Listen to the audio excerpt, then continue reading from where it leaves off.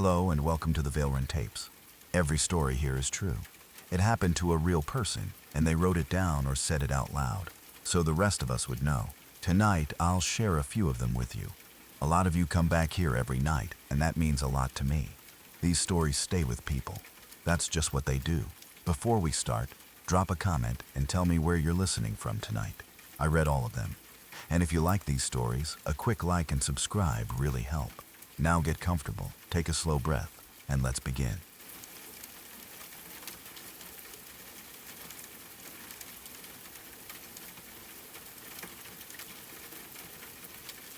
It was around 3 or 4 in the morning when it happened. A few friends and I were driving back after seeing a band. It had been a long night, the kind where everyone is tired but still talking because nobody wants the fun to end yet. We had been out for hours, listening to music, standing around in a crowded venue, probably eating something late afterward, and then finally getting back on the interstate to head home. I was driving. That mattered because I was getting tired. Not falling asleep at the wheel tired, but tired enough that everyone in the car was helping keep me awake. The music was on, and we were talking between songs.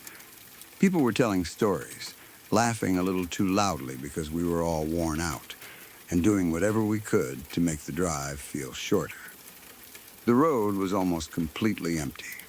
It was the middle of the night, far enough from town that there were no streetlights around us, no traffic, and no headlights visible for long stretches.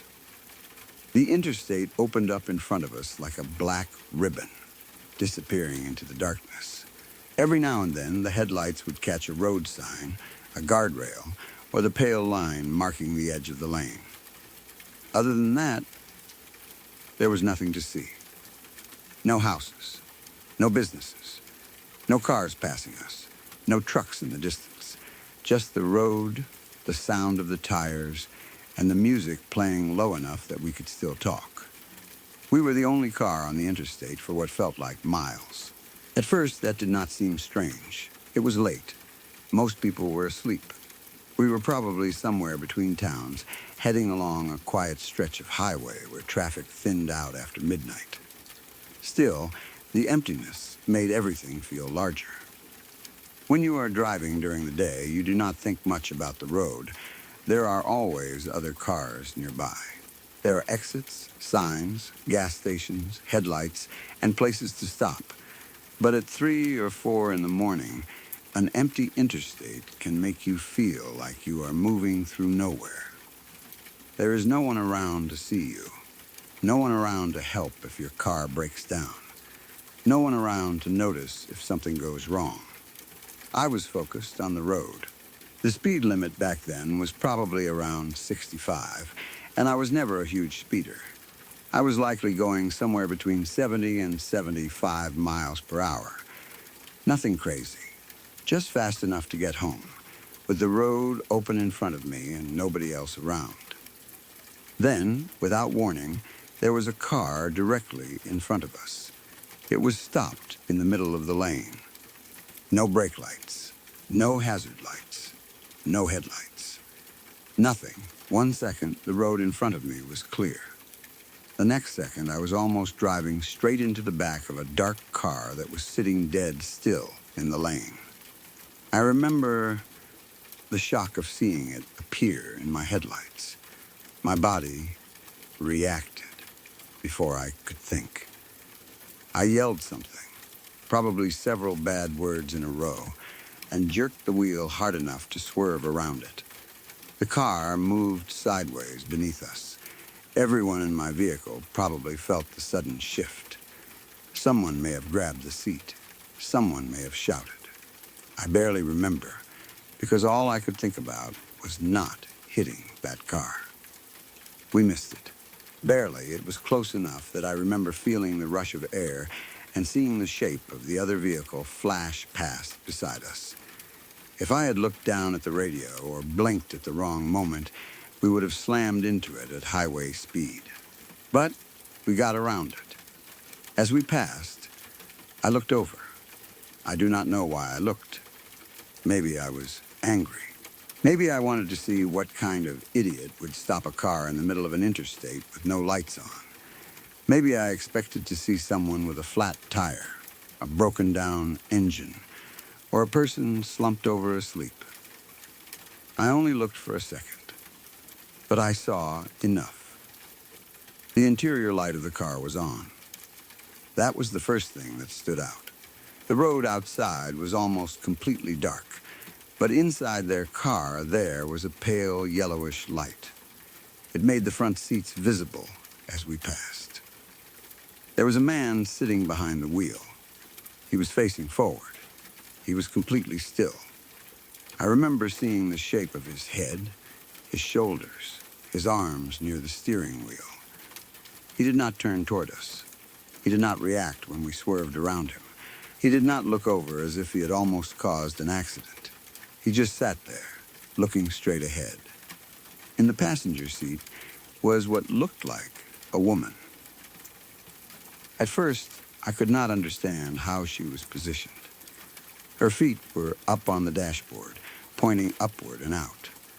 Her legs were spread apart in a way that looked awkward and wrong, but her hips and lower body still seemed to be sitting in the passenger seat normally. Her upper body, though, was turned toward the driver. Her head was resting against his shoulder, not gently, like someone sleeping in the car during a long drive. Not in a relaxed way. It looked limp. Her face was pressed or laid against him, and her body seemed heavy and still. She did not look toward us. She did not move. She did not shift when our headlights passed over the car. Both of them were completely motionless. The entire scene lasted only a second or two. We were already moving past them quickly. I was still trying to recover from almost hitting their car. I did not have time to study their faces or see every detail clearly. But something about the woman made my stomach turn. She looked dead. That was the thought that came into my mind immediately. I hated myself for thinking it. I tried to push it away as soon as it appeared. No, I told myself, she is not dead. Maybe she is asleep. Maybe they were fooling around. Maybe they had stopped for some reason. Maybe she was leaning against him because she was tired or drunk. Maybe it only looked strange because I saw them for 1 second while speeding past in the dark. There had to be some normal explanation. I did not say anything right away. Nobody said anything. For a few seconds after we passed the car, the only sound inside ours was the music and the rush of tires over the road. I was gripping the steering wheel too hard, my heart still racing from the near collision. I kept driving. I did not slow down. I did not turn around. I did not pull over. I just kept going because I was scared, confused, and trying to tell myself it was nothing. Maybe I had misread the situation. Maybe the interior light made everything look stranger than it was. Maybe the woman had been leaning over to pick something up. Maybe her feet were on the dash because she had been relaxing. Maybe the man was just waiting for something. But then, someone in the back seat spoke. It was quiet at first. My friend said, "Was that lady dead?" The question changed everything. Until that moment, I had been trying to convince myself that I was the only person who saw it that way. I thought maybe I had let the darkness and exhaustion get into my head. Maybe I had imagined the worst because the car had nearly caused an accident. But my friend had seen it too. They had not heard my thoughts. They had not heard me say anything. They had looked over at the same moment and come to the same conclusion. After that, everyone started talking at once. One person said they thought the woman looked wrong. Another said her body did not look like someone who was just sleeping. Someone else said the man had not even flinched when we almost hit him. We kept trying to remember exactly what we had seen. The more we talked about it, the worse it sounded. The car had been stopped in the middle of the lane with all its exterior lights off. The man had been staring straight ahead. The woman had been twisted toward him with her head against his shoulder. Neither of them had moved. And we were alone on that stretch of interstate. At that point, we were all convinced something bad had happened. Not necessarily a murder. We did not know that. But something about the scene did not look right. We talked about calling the police. We talked about whether we should turn around. We talked about whether the car might have broken down and the people inside needed help. But we were also scared. We were young, tired, and in the middle of nowhere. We had no idea whether there was someone dangerous in that car. We did not know whether the man had a weapon. We did not know whether stopping or turning around would put us in danger. I remember feeling guilty even then. Part of me wanted to help if someone was hurt, but another part of me wanted to get as far away from that car as possible. We had only just barely avoided crashing into it. The fact that the driver had no lights on made it feel intentional, or at least deeply wrong. If it had been a normal breakdown, why were there no hazards? Why was no one outside waving? Why was the car sitting directly in the lane? We kept driving. The road stretched ahead of us, empty and black. For a while, we did not see anything behind us. Then suddenly, headlights appeared in the distance. They came up fast, very fast. At first, I thought it was another car that had been behind us all along, but the lights grew closer much too quickly. Whoever was behind us was moving fast enough that it made everyone in the car quiet. I checked the mirror. The vehicle was closing the distance. Then it came flying past us. It was the same car, the same one we had nearly hit. The interior light was still on. I did not have time to see everything clearly. It passed us too fast. I only had a quick glimpse through the driver's side as it went by. But I saw the man. He was still behind the wheel. And the woman was gone. The passenger seat was empty. That alone would have been enough to scare us. But there was something else. Everyone in my car swore the man was cleaning a knife. I remember seeing his wrists resting high near the steering wheel, as if he was still controlling the car while doing something with his hands. In one hand, it looked like he had a knife. In the other, he seemed to have a cloth or something similar. It looked like he was wiping the blade. I know how unbelievable that sounds. I know that seeing something for only a split second while another car speeds past on a dark interstate is not enough to be certain about every detail. Maybe he was holding something else. Maybe the interior light and the movement made it look like a knife. Maybe it was a tool, a phone, a piece of metal, or something completely harmless. But all of us saw something. And all of us thought it was a knife. The car passed us and disappeared ahead. It did not slow down. It did not pull over. It did not stop again where we could see it. It just sped away into the darkness, the interior light still glowing inside like a small moving box of yellow light. For a few seconds, nobody spoke. Then, everyone started talking again, louder this time. We were scared. We were trying to decide whether we had just seen a murder. One person wanted to call the police immediately. Another thought we should not, because we could not give them enough information. We did not have a license plate. We barely knew what kind of car it was. We did not know exactly where we had passed it anymore, because we had kept driving. We were trying to remember whether we had seen blood. I do not think we did. We were trying to remember whether the woman had moved. None of us thought she had. We were trying to remember whether the man had looked at us. I do not think he did. He just looked forward. That image has stayed with me more than anything else.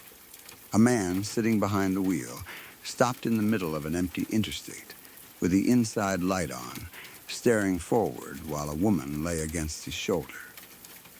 I do not know what happened after that. I do not know if we called the police later. I do not remember whether someone in the car had a phone that worked properly out there. or whether we were too shaken and uncertain to report it. It was the mid-90s, and things were different then. Not everyone had a cell phone in their pocket. You could not instantly look up a highway location, share a live pin, or record everything from your car. Even if we had called, what could we have told them? There was a car stopped in the road, and we think the woman inside might have been dead. That is not nothing, but it is also not much to go on. We did not know the plate. We did not know the make and model for sure. We did not know where the car went. We did not know whether the woman had simply gotten out somewhere before the car passed us again. We did not know whether the object in the man's hand was actually a knife.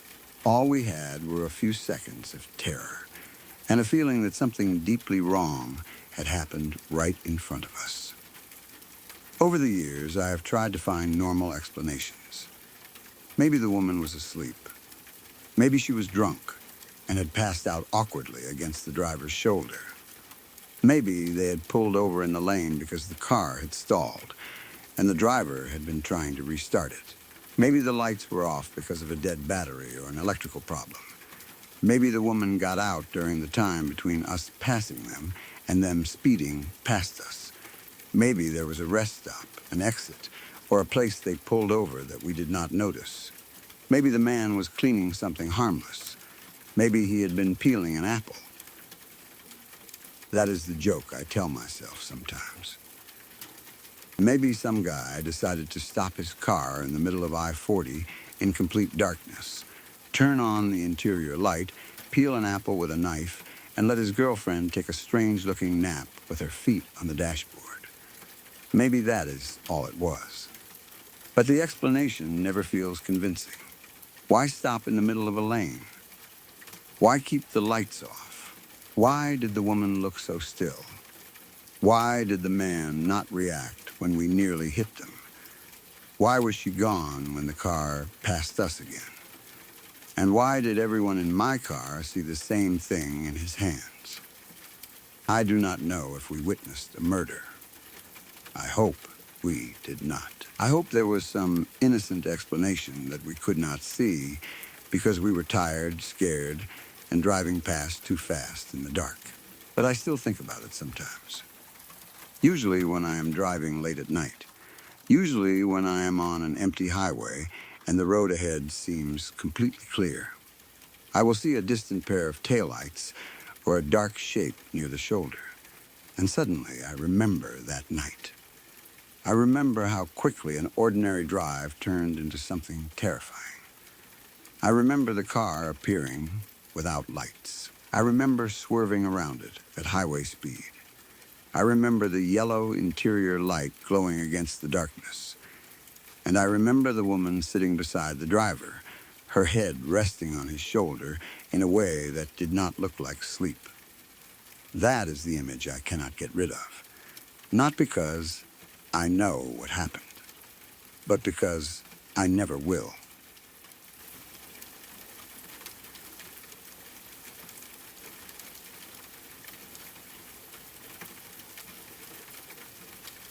When I was somewhere between 6 and 8 years old, my parents had a routine they followed almost every night.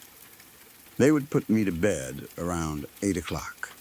It was never exactly the same every single night, but close enough that I knew what to expect. I would brush my teeth, change into pajamas, get tucked in, and listen to one of them say goodnight before they left my room. Sometimes my mom would come in last. Sometimes my dad would.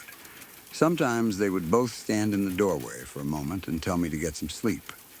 After I was in bed, they would usually stay up for another couple of hours. They would sit in the living room, watch TV, talk, or just relax after the day was over. As a kid, I loved knowing they were still awake somewhere else in the house. It made going to bed feel less lonely. Even when I was supposed to be asleep, I could sometimes hear the low sound of the television or catch little pieces of their conversation through the hallway. It was comforting. I knew that if I called out, someone would answer. I knew that if I had a bad dream, my parents were only a short walk away. Our house had a hallway that made the walk from my room to the living room feel longer than it really was. My bedroom door was at the very end of the hall, around a bend. The hallway was shaped like an L. My room sat at the end of the shorter part, almost tucked away from the rest of the house. From my bed, I could not see the living room. I had to leave my room, walk to the end of that first stretch of hallway, turn around the bend, and then continue toward the living room. During the day, it was nothing. Just a normal hallway with walls, doors, and family pictures. At night, it felt different. The part around the bend was always darker. You could not see what was in the living room until you got close enough to turn the corner. If the TV was on, its light would sometimes reflect down the hallway in flickering blue and gray flashes. If the lights were off, the hall would be almost completely dark, except for whatever little bit of light came through a window or under a door. That night started like any other. My mom and dad put me to bed at the normal time. I do not remember anything unusual happening before I fell asleep. I was not sick. I had not watched anything especially scary. I was not upset or having trouble sleeping.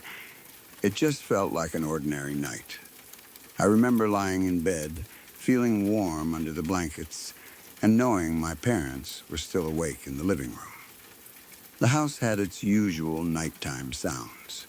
The faint hum of appliances. A soft creak somewhere as the house settled. Maybe a low television sound in the distance. Then I fell asleep. I do not know how long I had been asleep when I woke up again, but it was probably around an hour and a half later. The first thing I heard was my dad laughing. It sounded like it was coming from the living room. It was not a loud, wild laugh. It sounded normal, like he was watching something funny on TV. The kind of laugh that makes you curious as a kid because it means something interesting might be happening while you are supposed to be asleep. I remember opening my eyes and immediately thinking that I wanted to get up. I did not have some big plan. I was just a little kid who had heard his dad awake in the living room. In my mind, it was a perfect excuse to leave bed for a while. Maybe I could sit with him. Maybe I could watch TV. Maybe I could pretend I was not tired and avoid having to go straight back to sleep. At that age, any chance to stay up late felt exciting. I lay there for a few seconds, listening. I could hear the television, too. The sound was quiet because of the distance, but I recognized it. I vividly remember hearing voices from the animated Star Wars show. I heard Obi-Wan Kenobi and Anakin Skywalker talking. I was a kid, so I had watched enough Star Wars to know those voices. I remember the sound of dialogue coming from the living room, mixed with the familiar changing light of the TV. Even from my room, I could see the faint flicker shining down the hallway. That made me even more sure my dad was there. I got out of bed. The floor was cold under my feet, and I remember stepping carefully so I would not make too much noise. I did not want to wake my mom or make my dad tell me to go back to bed immediately. I wanted to sneak out just enough to see what he was watching and maybe sit with him for a few minutes. I walked to my bedroom door.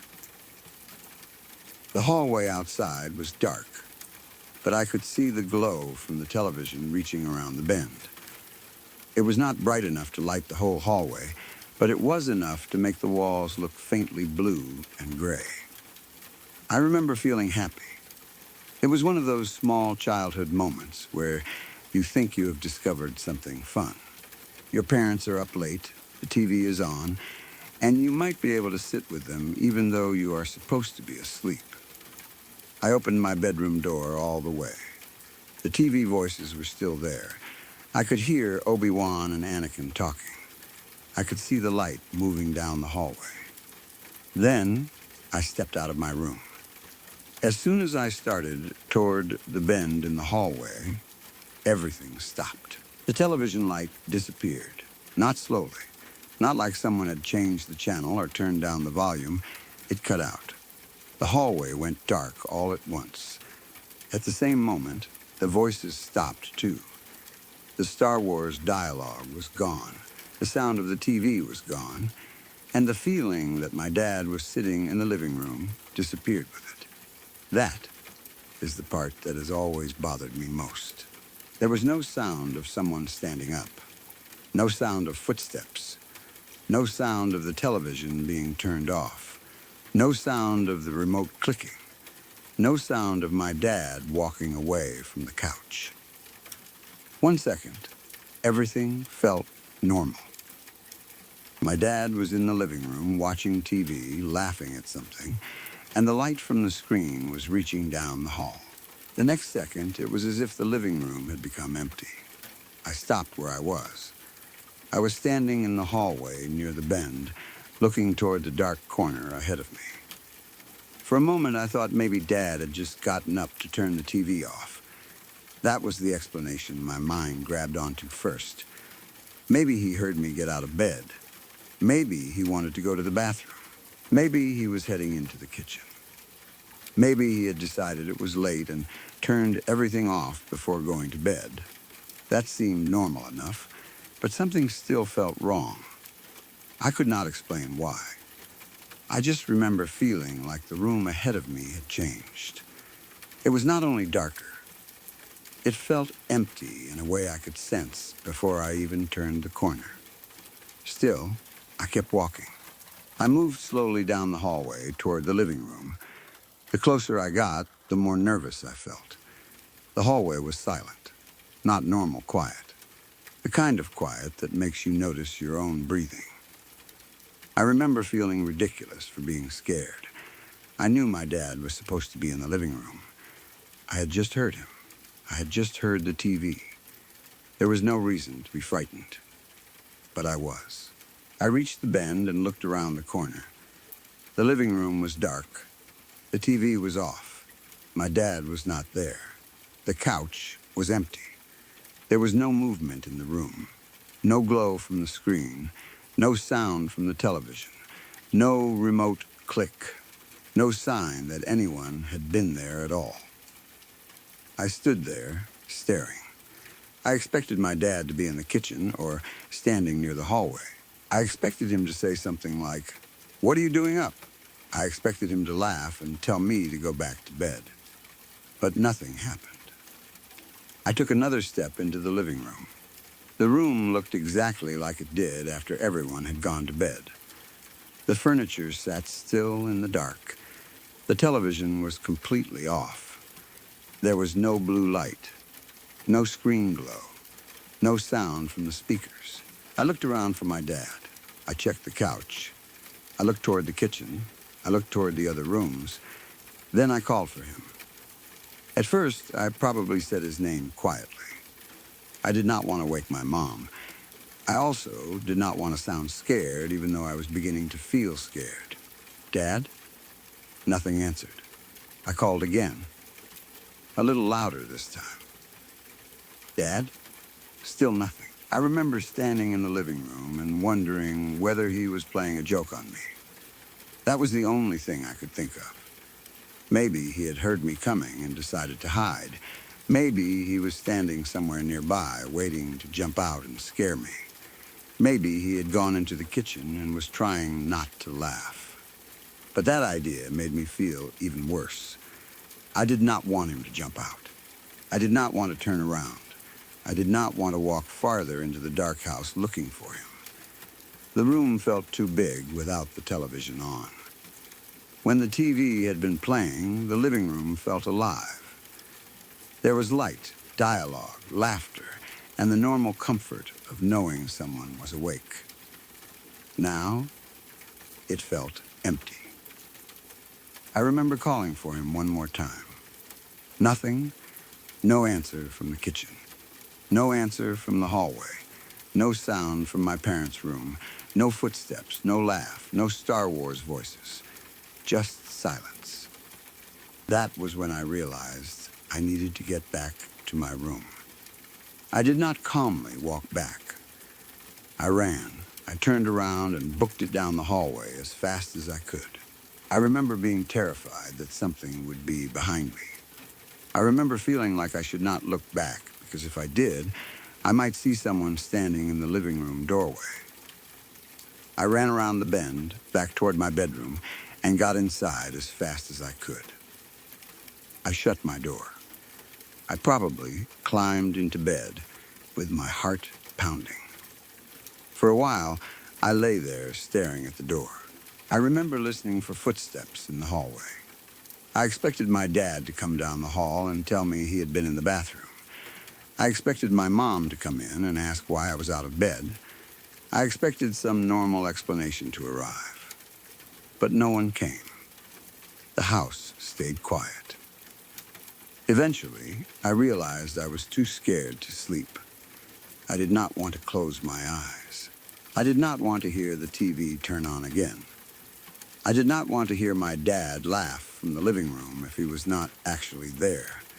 I did not want to hear the voices from the Star Wars show coming from a room that was empty. So I stayed awake. I do not remember exactly what time it was by then, but I remember turning on the television in my room or finding something to watch. I ended up staying awake all night watching Nick at Night. Fresh Prince of Bel-Air was on. Then, George Lopez. I remember watching them because those shows were familiar. They were funny, loud, and normal. The laugh tracks and bright scenes made my room feel less quiet. I did not really care what episodes were playing. I just needed something on. The TV became a shield. As long as there were voices coming from my own television, I did not have to listen for voices from the living room. As long as the screen was bright, I did not have to look at the dark space around my bedroom door. As long as I was watching Fresh Prince or George Lopez, I could pretend I had not heard my dad laughing in an empty room. I stayed up until morning. At some point, the sky outside began to lighten. The house started making morning sounds. I could hear people moving around. Maybe I heard my parents wake up. Maybe I heard doors open and the normal beginning of the day. By then, the fear had changed. It was still there, but it was mixed with confusion. Part of me wondered whether I had dreamed it. Maybe I had been asleep the entire time. Maybe I heard a Star Wars episode in a dream and woke up confused. Maybe I imagined the TV light in the hallway. Maybe I had walked into the living room after waking from a dream and found it dark. Then connected the two things in my mind. That was possible. Kids have vivid dreams. They hear things while half asleep. They wake up disoriented and do not always know how much time has passed. But the memory never felt like a dream to me. I remember getting out of bed. I remember the cold floor. I remember the glow of the TV light coming down the hallway. I remember the specific sound of Obi-Wan and Anakin talking. I remember the light cutting out as I started to turn the corner. And I remember how empty the living room felt when I looked inside. For years, I did not think about it much. It became one of those strange childhood memories that stays in the back of your mind. You remember it clearly when something reminds you, but you do not bring it up often because it sounds weird. I did not tell people because I thought they would say I had a nightmare. Maybe they would have been right. Maybe my dad had been watching TV, then gone to bed, and I only heard him earlier in the night. Maybe I woke up later than I thought. Maybe the Star Wars voices were part of a dream that blended into waking up. Maybe I was so young that I mixed memories together. But I still cannot explain why it felt so real. I still cannot explain why I heard my dad laughing. I still cannot explain why I heard the exact voices from the animated Star Wars show. And I still cannot explain why the light disappeared at the exact moment I stepped out into the hallway. Now that I am older, I want to ask my dad about it. I have thought about bringing it up before, but I always forget. It was such a small moment in the bigger picture of childhood that I never remembered to ask him whether he had been up that night. Maybe he will say he remembers watching Star Wars late at night. Maybe he will say he had gone to bed early. Maybe he will say he was never in the living room at all. I do not know which answer would make me feel better. If he remembers being there, then maybe I can finally explain it. Maybe he had turned the TV off and gone somewhere without me noticing. Maybe the whole thing was ordinary and I was simply a frightened kid who walked into a dark room. But if he says he was already asleep, then I do not know what I heard. Maybe it was only a dream. Maybe it was an echo of something I had watched earlier. Maybe the house made sounds that my tired mind turned into television voices and laughter. Or maybe, for a few seconds, I heard a normal family night playing out in a room where nobody was actually sitting. Either way, I know one thing. I never forgot the feeling of standing at the end of that hallway. I never forgot the TV light shining down the walls. I never forgot hearing Obi-Wan and Anakin talking in the living room. And I never forgot how quickly all of it disappeared the moment I stepped out of my room.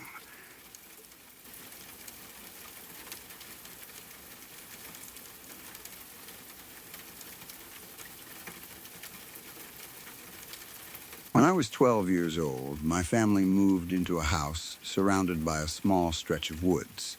It was not completely isolated. There were other houses in the area, and it was not like we were living miles away from civilization.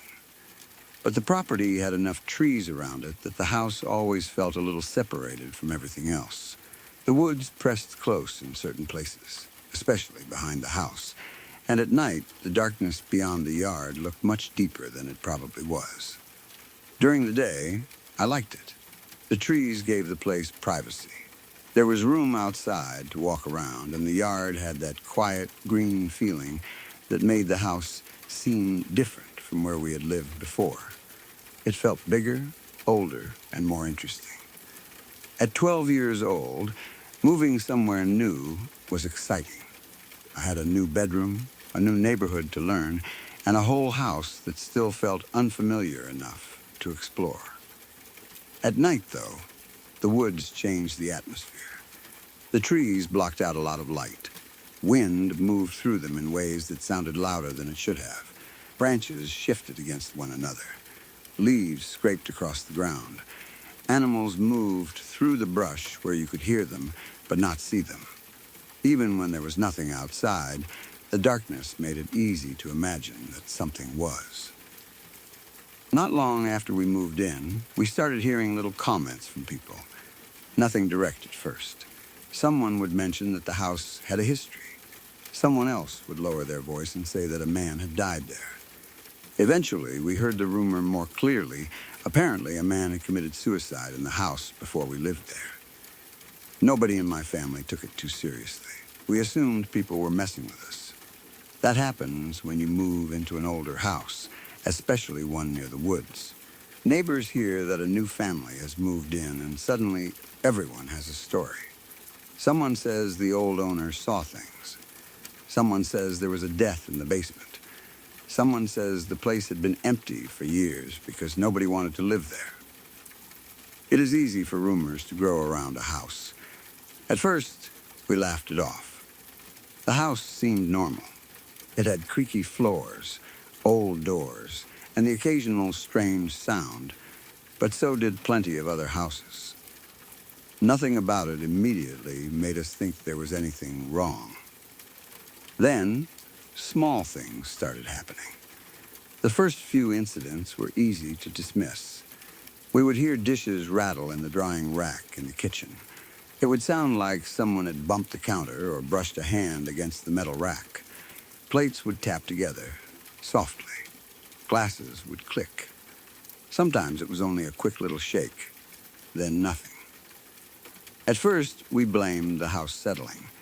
Maybe the counters shifted slightly when someone walked upstairs. Maybe a truck passed on the road and caused a vibration. Maybe the dishwasher or washing machine had been running somewhere nearby. But sometimes it would happen when the house was completely still. No one in the kitchen, no one walking around, no machine running. Just a faint clatter from the drying rack, as if someone had reached over and touched the dishes. There were footsteps, too. Those were harder to ignore. The staircase was near the center of the house, and certain steps creaked more than others. We all knew which ones they were. If someone walked up the stairs, you could usually tell where they were by the sound. There would be a creak near the bottom, another one in the middle, then the soft thud of someone reaching the landing. Sometimes, late at night, I would hear footsteps going up and down those stairs when everyone was supposed to be asleep. At first, I assumed it was one of my brothers. Maybe someone had gone to the kitchen for water. Maybe one of my parents was getting up. Maybe someone had been using the bathroom. But then I would listen more carefully and realize the sound did not stop where it should have. The footsteps would go upstairs. Then, nothing. No bedroom door opening, no light switching on, no voices, no toilet flushing, no sound of someone getting into bed. Just the final creak near the top of the stairs, followed by silence. Other times, I would hear the footsteps come down. Again, there would be no one there. I would sit in my room, listening, trying to decide whether I should open the door and look. Usually, I did not. I was too scared of finding someone standing in the hallway. The house also had a front door made of steel. It was heavy and loud when it opened or closed. You could not quietly slip through it without someone hearing. When the door moved, you heard the metal shift in the frame. You heard the latch. You heard the weight of it. One day, I was home completely alone. I do not remember exactly why. Maybe everyone else was at work, school, or running errands. I only remember that I knew nobody else was supposed to be in the house. I was doing something normal, probably sitting in my room or watching television, when I heard the front door open. The sound was unmistakable. The metal door shifted. The latch clicked. Then it closed again. For a second, I thought one of my parents must have come home early. I waited for someone to call my name. Nothing. I listened for footsteps on the floor downstairs. At first, I did not hear anything. Then I heard footsteps moving through the house. They went toward the staircase. I remember standing up slowly, trying to listen without making noise. I waited for whoever had come in to say something. I expected to hear one of my brothers, one of my parents, or maybe a friend of the family, but nobody spoke. The footsteps started climbing the stairs. Creak, creak, creak, they moved upward, one step at a time. I was frozen where I stood. I knew I should probably call out. I should have said, "Who's there?" I should have gone downstairs to check whether someone had come in, but I did not. The idea that somebody had entered the house without speaking made me too nervous to move. The footsteps reached the top of the stairs. Then they stopped. I waited. Nothing happened. No one came down the hallway. No one knocked on my door. No one opened a bedroom door. No one said my name. After a while, I finally forced myself to check. I walked through the house slowly, looking in every room. I checked the stairs. I looked downstairs. I looked toward the front door. The door was shut, locked. There was nobody inside. I do not remember finding any sign that someone had come in. No bag on the floor. No car in the driveway. No note. No explanation. I tried to tell myself that I had misheard it. Maybe the steel door had shifted in its frame because of wind. Maybe some other sound had echoed through the house, and my mind turned it into footsteps. Maybe someone had come in and left again before I looked. But I knew what I had heard. I heard the door. Then I heard someone walk upstairs. After that, I started paying more attention to the house. Every weird noise felt more important. When dishes rattled, I noticed. When the stairs creaked, I stopped what I was doing and listened. When the front door made even the smallest sound, I looked toward it. The worst part was that none of the incidents were dramatic enough for anyone else to fully believe. There were no objects flying across rooms, no voices shouting, no shadows crossing the walls, just small things, that could always be explained away if you wanted to explain them away badly enough. Until one night when I went to the bathroom. It was late, probably after everyone else had gone to sleep. My bedroom was down the hall from the bathroom, and the lights were off throughout most of the house. I had gotten used to walking through the darkness, especially when I did not want to wake anyone. I stepped out of my room and started toward the bathroom. Then I felt someone standing outside the door. It was not something I saw. The hallway was too dark for that. It was something I felt. You know how you can sense the shape of a room in the dark after living somewhere for a while? You know where the walls are. You know where furniture should be. You can move around without bumping into things because your body has learned the space. That was how this felt at first. I sensed a shape in the hallway. But it was not furniture. It was too tall, too narrow, too solid. It felt like a person standing directly outside the bathroom door. I could somehow make out the outline without seeing it. I could feel the height, the broadness of the shoulders, the space it took up. It seemed like a tall man standing there, close enough that I would have walked right into him if I kept moving. My first thought was that it was one of my older brother's friends. That was the only normal explanation I could think of. Maybe someone had stayed over. Maybe one of them had come out of a room and was standing there in the dark. Maybe he had not heard me approach. I remember reaching toward the light switch. I did not say anything. I was too half awake and too confused. My fingers found the switch. I turned it on. The hallway filled with light. There was nobody there. No brother, no friend, no tall man, no one standing by the bathroom door. Just an empty hallway. I stood there for a few seconds, staring at the place where I had felt him. The feeling did not disappear right away. Even after the light came on, I still felt like someone had been there a second earlier, like the shape had only vanished because I looked directly at it. I went into the bathroom, but I could not relax. I kept glancing at the doorway. I kept expecting to see a shadow cross the hall. Nothing did. I went back to my room afterward and told myself it was fatigue. Maybe I had woken up too quickly. Maybe my eyes had not adjusted. Maybe I had sensed the edge of a wall, a towel rack, or something else, and my mind turned it into a person. But I knew the hallway. I knew where everything was. And whatever I had felt had been taller than me, close enough that it seemed to block the doorway. Still, I tried to forget it. The incident that scared me the most happened years later, when I was around 17. By then, I had lived in the house long enough to be used to the smaller things. I was still uneasy sometimes, but I had learned to ignore a lot of it. The rattling dishes became just the dishes. The footsteps became probably the house.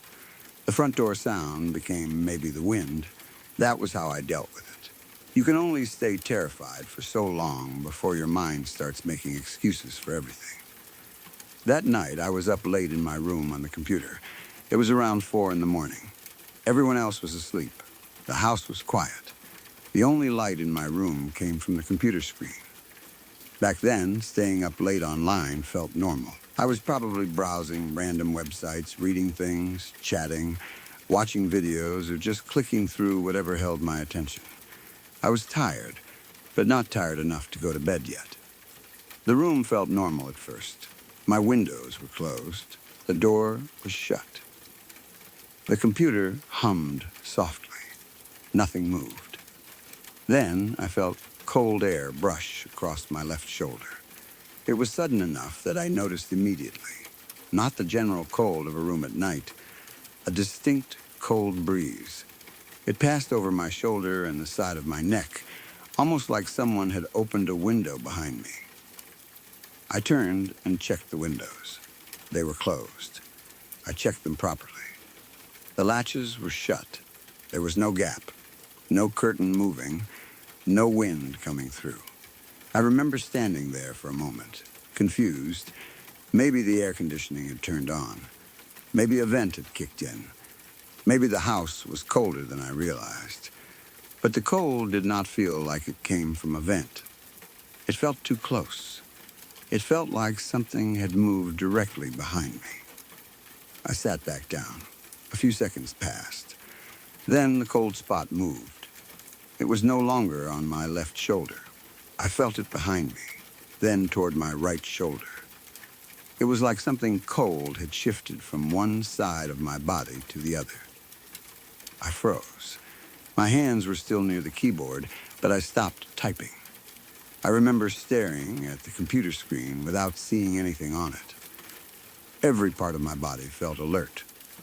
I did not want to turn around. I knew that was irrational, but I could not help it. Something about the cold made me feel like there was someone directly behind my chair. Then, the pressure started.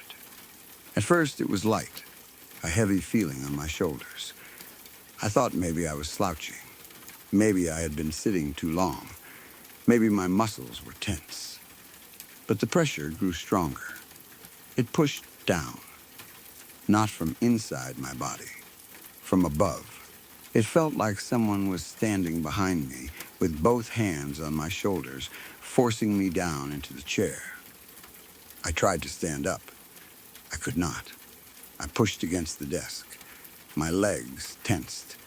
I tried to lift myself out of the chair with every bit of strength I had. Nothing happened.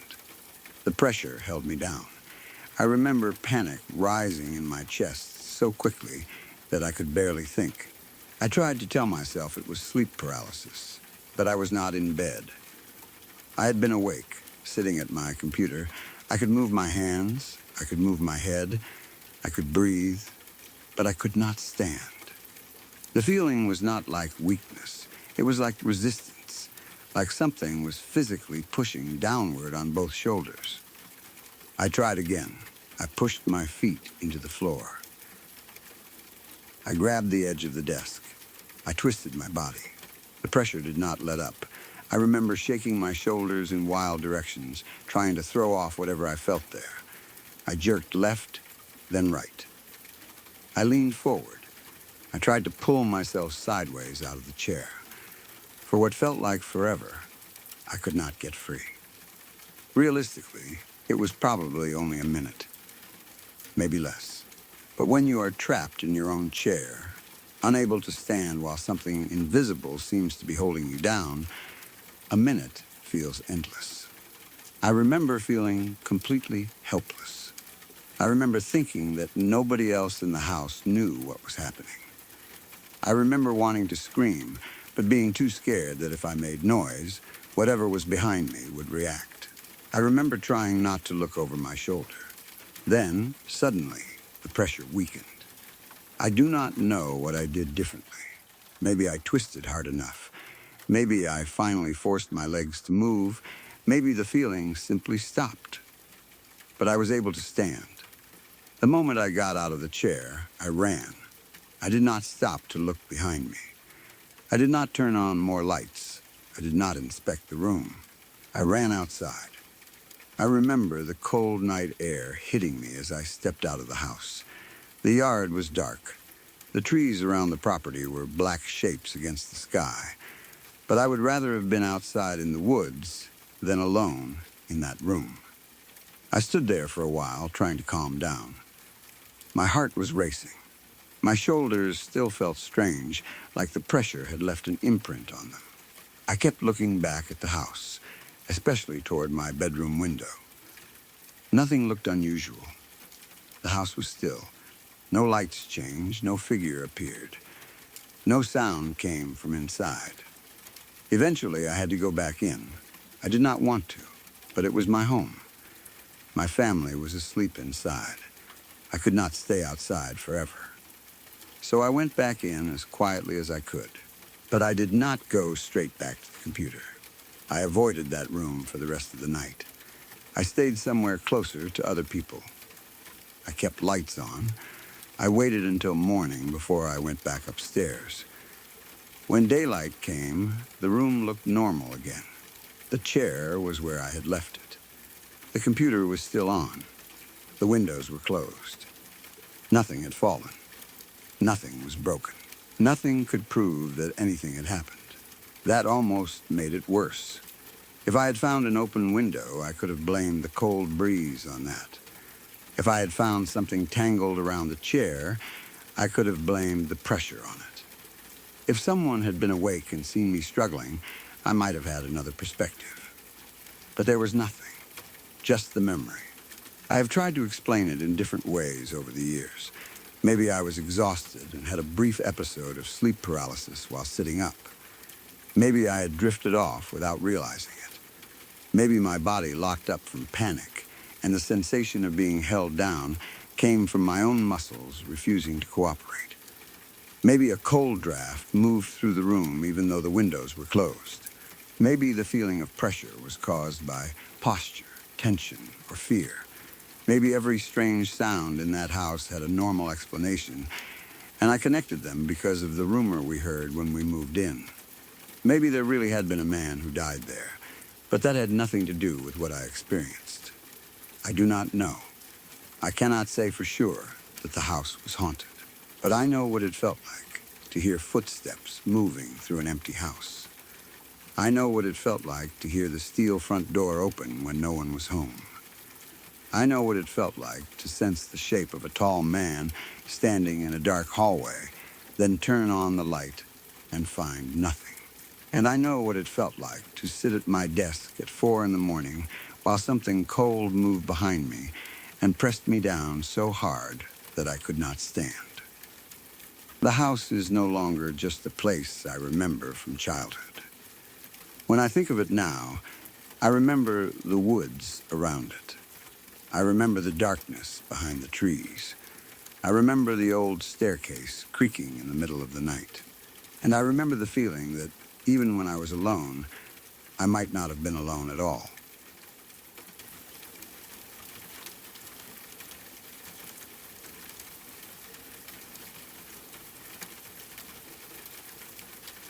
When I was 10 years old, I lived just outside a small town in New Brunswick, Canada. Our house was surrounded by woods. It was not completely isolated, but it felt that way sometimes, especially to a kid. There were trees behind the house, trees along the sides of the property, and enough forest around us that you could walk for a while without seeing another building if you went in the wrong direction. I loved it. At that age, being surrounded by woods felt like having the biggest playground in the world. I spent as much time outside as I could. I climbed over fallen trees, built little forts out of branches, followed trails that probably were not real trails, and wandered through the trees pretending I was exploring some place nobody else had ever seen. Most kids around me did the same thing. We were always outside. We would ride bikes, play in the yards, chase each other through the trees, and stay out until someone's parents called them in for dinner. The town was small enough that people knew one another. Everyone knew which families lived on which road. People knew each other's dogs, cats, trucks, and habits. Because we lived outside town, we got to know a lot of the local pets, too. You would see the same dogs running around certain properties. You would know which one belonged to the family down the road, which one barked at every passing car, and which one liked to follow kids around when they were outside. There were dogs I recognized, even if I did not know their names. That is why the dog I saw that day has always stayed in my mind. I had never seen it before. Not once. It was not one of the neighborhood dogs. It did not belong to anyone I knew. At least, not that I was ever able to find out. It started like any other day. I had gone outside to play. I do not remember whether I was alone from the beginning or whether I had been with someone earlier, but I remember being comfortable in the woods. I had been there plenty of times. I knew the trees behind our house. I knew the general direction of the road. I knew that if I kept the house behind me and the open space in front of me, I should be able to find my way back. That was what I thought anyway. When you are 10, you do not always understand how easy it is to get turned around in the woods. Everything can look familiar. Every tree can seem like a tree you have passed before. Every path can look like it leads somewhere you recognize. You notice a fallen log, a patch of moss, a group of rocks, and you convince yourself you have seen them already. Then you turn around, and nothing looks the same. At first, I did not realize I was lost. I had probably wandered farther than usual, following something interesting. Maybe I was chasing a sound. Maybe I had found a path through the trees and decided to see where it went. Maybe I had been pretending I was on an adventure and kept walking until the familiar parts of the forest were behind me. I remember stopping and looking around. I expected to see something I knew. A fence, a clearing, a road, the edge of somebody's yard, the smoke from a chimney. Anything, but all I saw were trees, tall trees, bushes, uneven ground, patches of sunlight breaking through branches. There was no house in sight, no trail I recognized, no voices, no sound of cars, nothing that told me which direction home was. At first, I did what a kid does when they are trying not to panic. I picked a direction and started walking. I thought I would eventually find something familiar. I told myself I only had to keep moving. Maybe I would come out near the road. Maybe I would see a house. Maybe I would hear someone outside. Maybe I would find my own footprints or recognize a tree I had passed earlier. But the more I walked, the less familiar everything became. The woods seemed to keep changing around me. There were places where the ground dipped low, places where fallen branches blocked the way, and sections where the trees stood so close together that I had to push through brush to get past them. I would walk for a while, stop, and turn in a circle, hoping something would click in my mind. Nothing did. Every direction looked wrong. I remember feeling the first real wave of fear when I realized I could not even tell where the sun was supposed to be helping me. I knew the general idea that the sun could tell you direction, but I was 10 years old and scared. The light kept shifting through the branches. I had no watch. I had no map. I had no phone. I did not even know how far I had gone. I just knew that I had been walking for a long time and had not found home. I started calling out. At first, I did not scream. I just called for my mom or dad, hoping they might hear me. But the woods swallowed my voice. My words traveled a little way and then disappeared into the trees. Nobody answered. I kept walking. At some point, I started to feel like I had been out there for hours. Time in the woods does not feel normal when you are lost. 10 minutes can feel like an hour. An hour can feel like an entire day. I remember getting tired. My legs hurt. I was thirsty.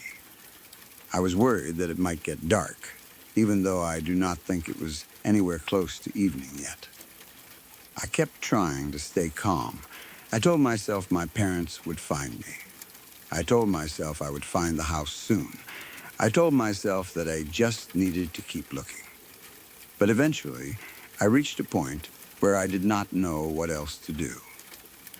I had probably been wandering for around 2 hours, though it felt longer. I was exhausted, confused, and scared. I could not see any sign of a road or a house. I did not know whether I was getting closer to home or farther away. So I sat down at the base of a tree. I remember the tree being wide enough that I could lean against it. The ground beneath it was dry compared to some of the other places I had walked through. There were leaves and needles around the roots, and I remember hugging my knees for a while and trying not to cry. I was not completely giving up, but I had stopped moving. I did not know what direction to choose anymore. The forest around me was quiet. Not silent, exactly. There were natural sounds. Wind moving in the trees. A bird somewhere in the distance. Maybe insects buzzing.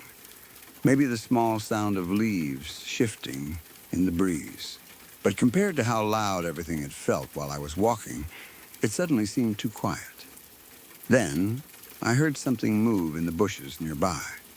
At first, I froze. The rustling was not far away.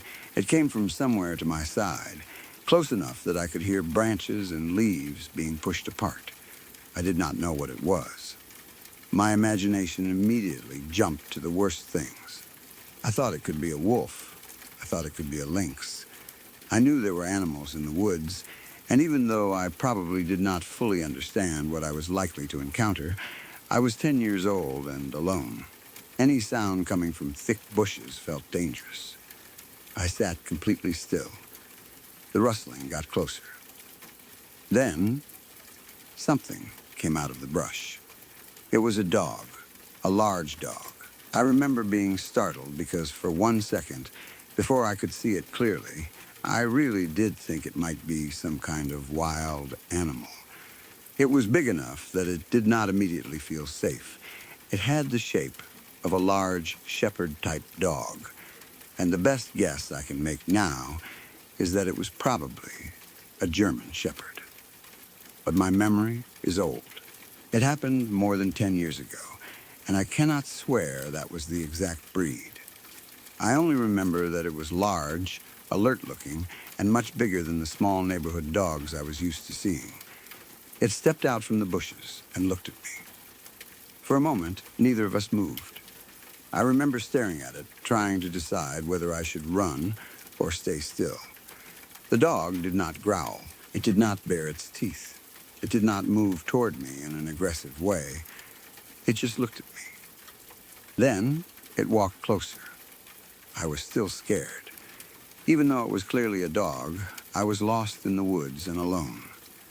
I had no idea whether it belonged to someone. I did not know whether it was friendly. I did not know whether it had followed me or whether it had just happened to be nearby. The dog came right up to me. Then it nudged my arm. Not hard, just enough to get my attention. It pushed its nose against me the way a friendly dog does when it wants to be petted. Something about that completely changed how I felt. I was still nervous, but the fear began to loosen. I reached out slowly and touched its head. The dog let me. Its fur felt real and warm under my hand. I petted it carefully at first. Then I started petting it more normally, the way I would pet any dog I knew. The dog stayed close. It did not pull away. It did not seem frightened of me. And for the first time since I realized I was lost, I did not feel completely alone. That was the biggest thing. I had spent what felt like hours surrounded by trees, unable to find anyone, unable to hear anyone, and unable to recognize anything around me. Then this dog appeared out of nowhere, sat or stood near me, and let me touch it. It gave me something familiar. A dog was not a person, but it was alive. It was calm. It was close. It made the woods feel less empty. I remember talking to it. I do not remember what I said exactly. I may have asked it where it came from. I may have told it I was lost. I may have called it a good dog. At 10 years old, I probably said anything that came into my head. The dog looked at me for a while. Then it turned and started walking away. At first, I thought it was leaving. But after taking a few steps, it looked back at me.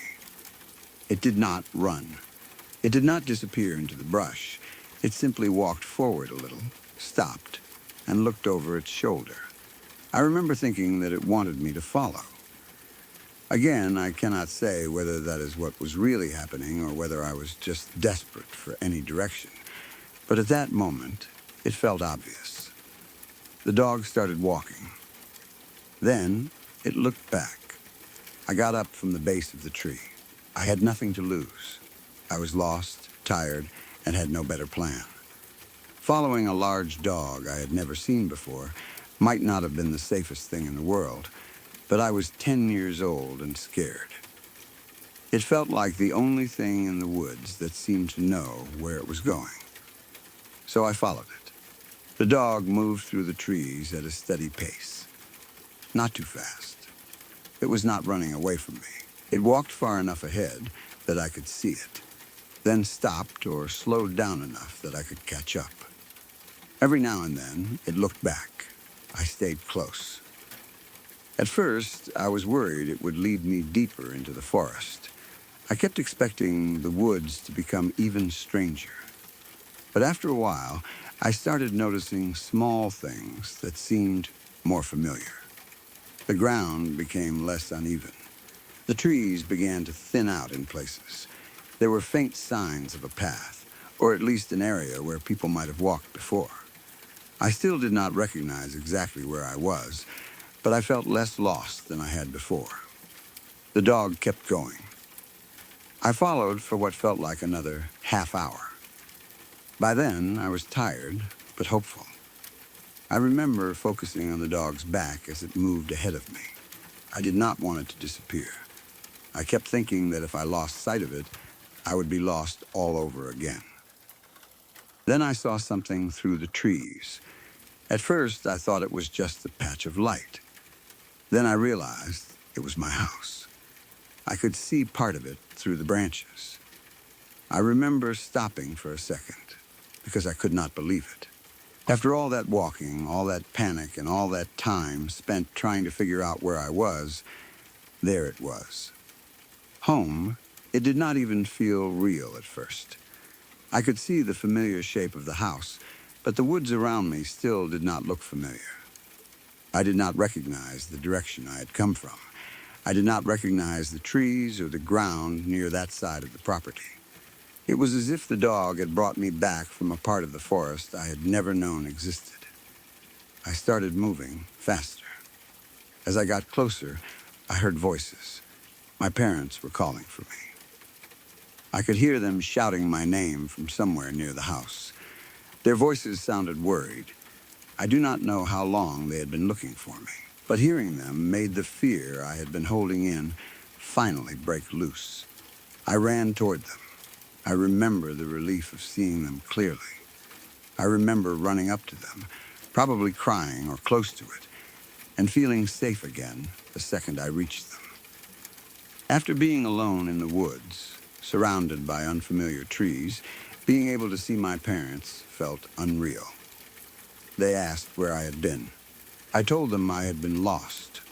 They asked how long I had been gone, and then they said something that confused me.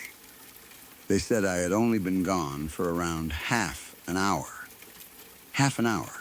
That did not make sense to me at all. I felt like I had been lost for at least 2 or 3 hours. I remembered walking for what felt like forever. I remembered sitting under the tree. I remembered feeling tired and giving up. I remembered following the dog for a long time before I saw the house. But my parents were sure it had only been around 30 minutes. At the time, I did not know what to make of that. Maybe they were wrong. Maybe they had not noticed exactly when I left. Maybe I had lost track of time because I was scared. That is probably the most likely explanation. When you are 10, especially when you are lost and panicking, time can stretch in your mind. A short period can feel much longer than it really was. But it still felt strange. I remember telling my parents about the dog. I told them that I had been lost, sat down under a tree, and then a big dog came out of the bushes. I told them it came over to me, let me pet it, then walked away and kept looking back until I followed it. I told them the dog led me back home. I expected them to turn around and see it. The dog had been right there only moments earlier. I turned around to point it out. But there was nothing. No dog behind me. No large German shepherd moving through the trees. No rustling bushes. No tracks that I could see. No sign of it at all. It had vanished. My parents did not believe me. They probably thought I had made it up because I was scared. Maybe they thought I had gotten turned around, found my way back on my own, and created the dog in my mind to explain how I had done it. Or maybe they thought I had seen a real dog but exaggerated the part about it leading me home. I understand that now. The story sounds impossible.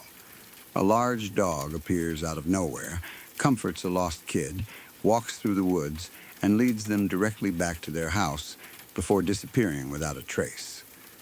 It sounds like a story someone would tell to make the woods seem magical. But I remember the dog. I remember its fur. I remember the way it nudged my arm. I remember touching it. I remember following it. And I remember seeing my house through the trees after it led me there. I never saw that dog again. I lived there until I was 13, and after that day, I watched for it sometimes.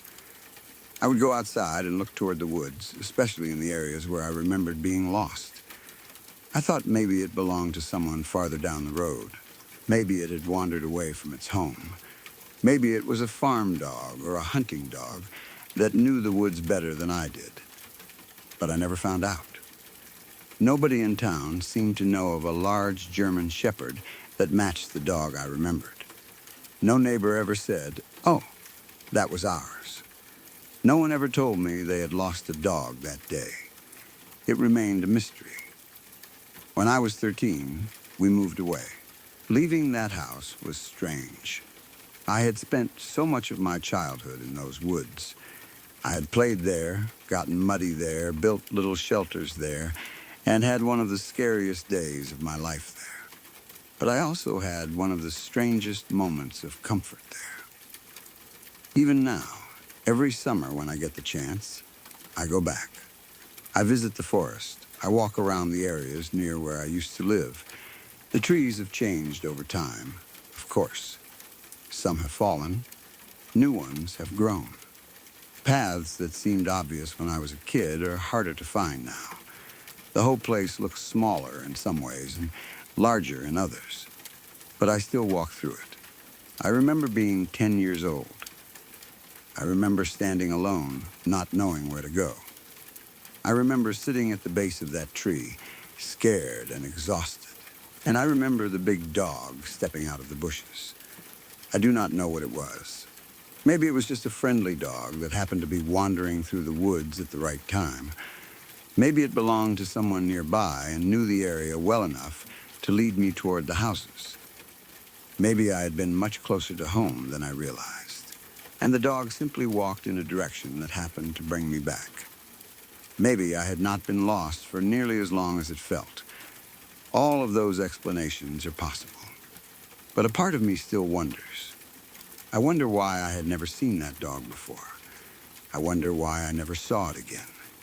I wonder why it appeared at the exact moment I gave up. And I wonder why it seemed to know exactly where to go. Whatever the truth is, I will always remember it as the dog that saved me. On one scary day in the woods, when I was 10 years old and thought I was completely alone, it found me. And somehow, it brought me home.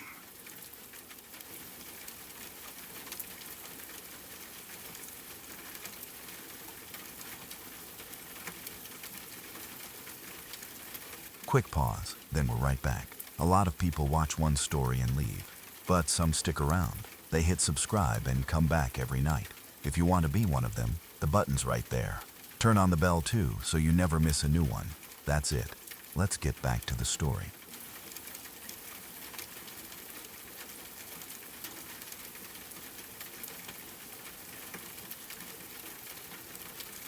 When I was a kid, my family and I used to live in Italy. The house we lived in had more space than I was comfortable with at that age. Looking back now, it probably was not enormous.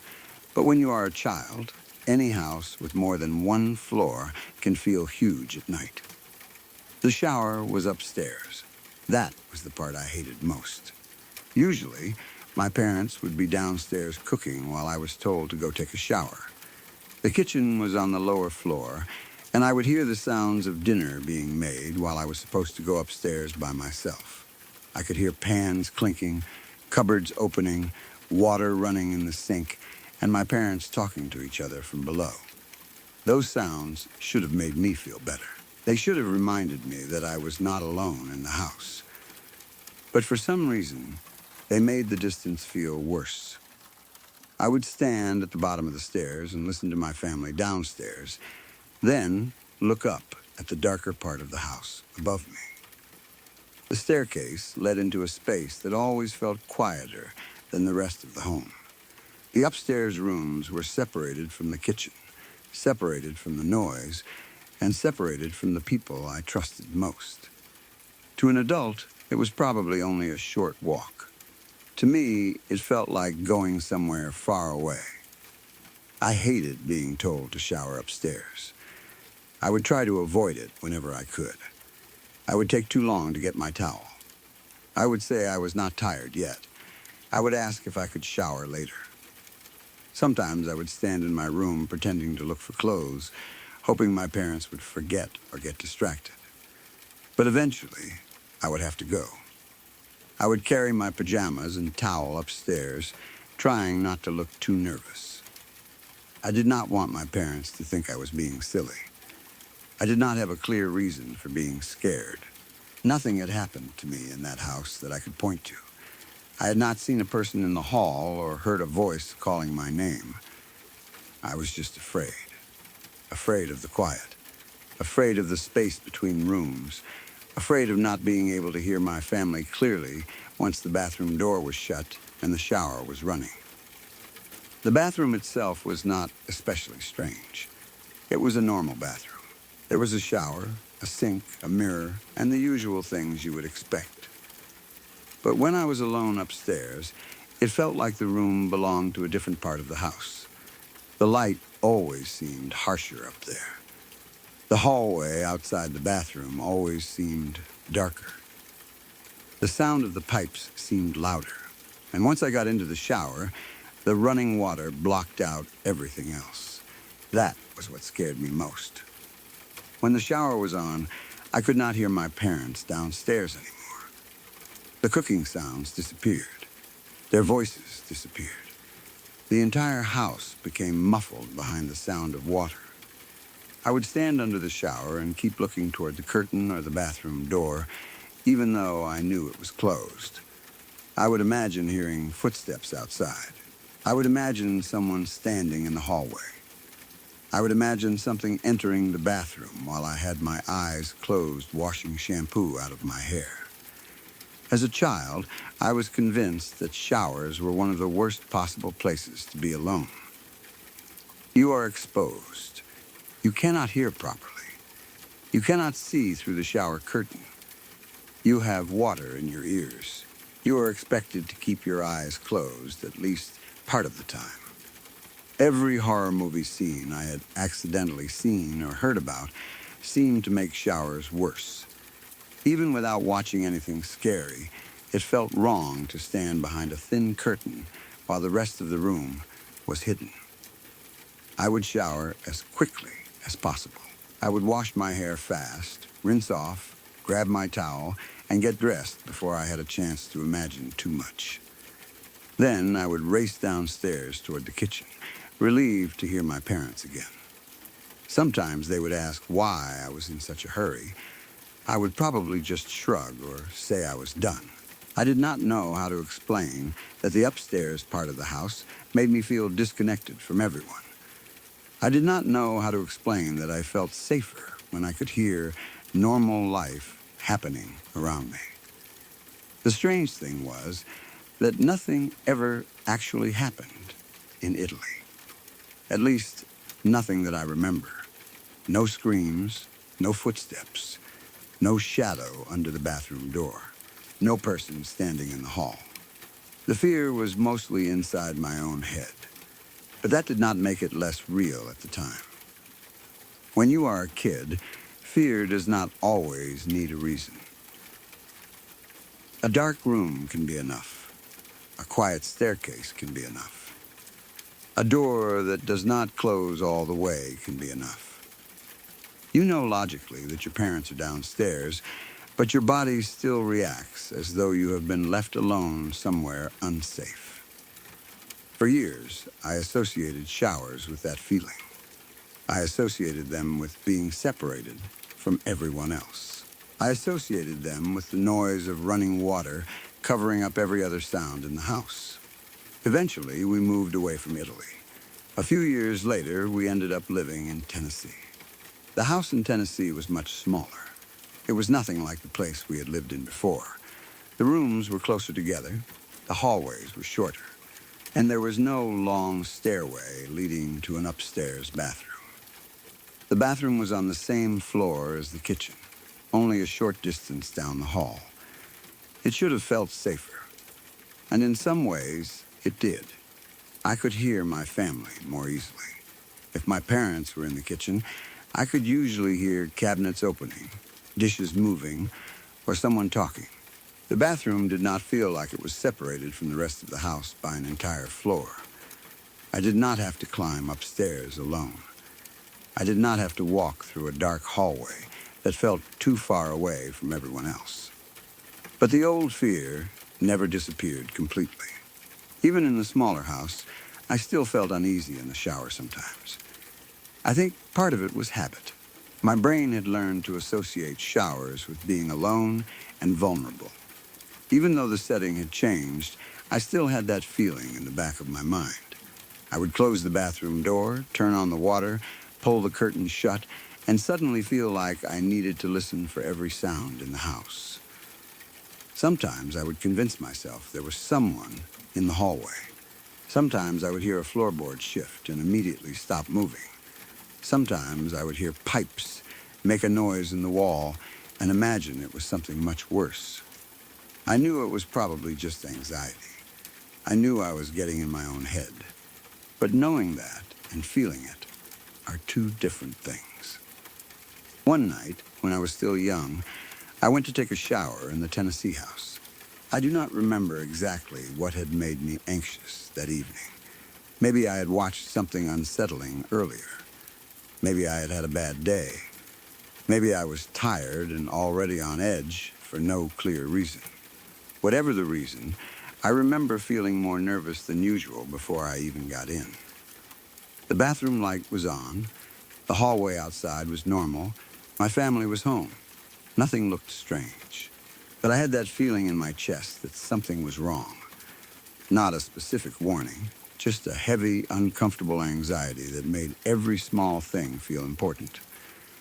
I tried to ignore it. I told myself I was being ridiculous. The bathroom was only a few steps from the kitchen. My brother was somewhere in the house. My parents were nearby. There was no reason for me to be scared. I got into the shower. The water was warm. At first, nothing happened. I stood there trying to relax. I washed my hair, let the water run over my shoulders, and tried to focus on ordinary things. The soap smell, the steam collecting around the bathroom, the sound of water hitting the tub. But I could not stop thinking about the curtain. The curtain was closed. On the other side of it was the rest of the bathroom. The sink, the mirror, the door, the hallway beyond it. I kept imagining that if I pulled the curtain aside, someone would be standing there. I knew that was irrational. I knew it was only the old fear from Italy following me into a different house. Still, I was tense. Then I heard the scream. It was loud, abrupt, and full of anger. It was not a small yelp or a distant noise from outside. It sounded like a person screaming at the top of their lungs, as though they were furious, terrified, or in pain. It was one of the harshest sounds I had ever heard. The scream seemed to come from very close by, maybe just outside the bathroom, maybe from the hallway, maybe from somewhere inside the house. It hit so suddenly that I froze. For a few seconds, I could not even make myself move. The shower water continued running, but I barely noticed it. My heart started pounding so hard that it felt like I could hear it over the water. Every part of me went tight. I remember staring at the shower curtain. I did not want to open it. I knew that was the only thing to do if I wanted to find out what had happened, but I could not make myself move right away. I was terrified that I would pull it aside and find someone standing there. My mind immediately went to the worst possibilities. Maybe someone had broken into the house. Maybe my brother was hurt. Maybe my parents were yelling for help. Maybe someone was in the hallway. Maybe the sound had come from inside the bathroom itself. I stood there, trying to listen. But after the scream, there was nothing. No second scream. No footsteps. No door slamming. No voices. No sound of someone running down the hall. Nothing. That silence made it worse. If someone had screamed in anger, there should have been more noise.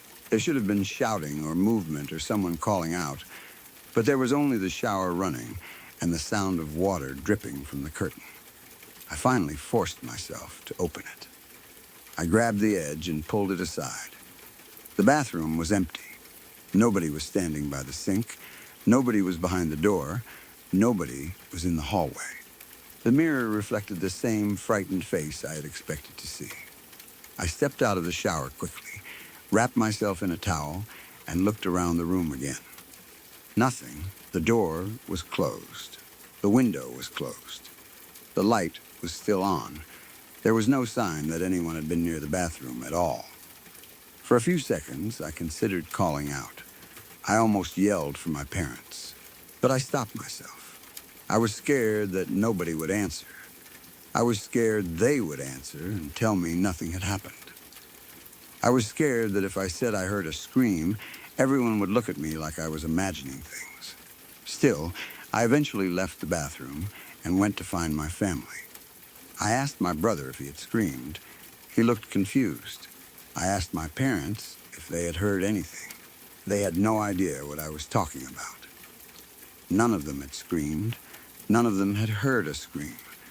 None of them had heard anything loud enough to make them stop what they were doing.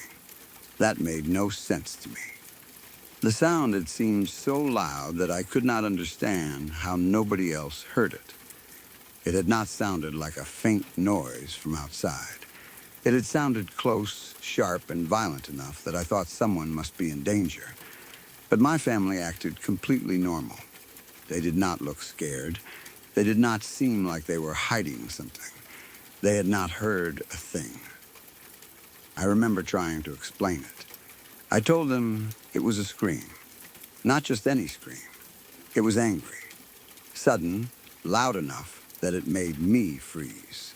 I told them it sounded like it came from outside the bathroom or somewhere right near me. But they could not give me an answer. Maybe they thought I had heard something through the pipes. Maybe they assumed I had gotten scared by a sound from outside. Maybe they believed I had heard something, but did not know what. Or maybe they thought I had imagined it.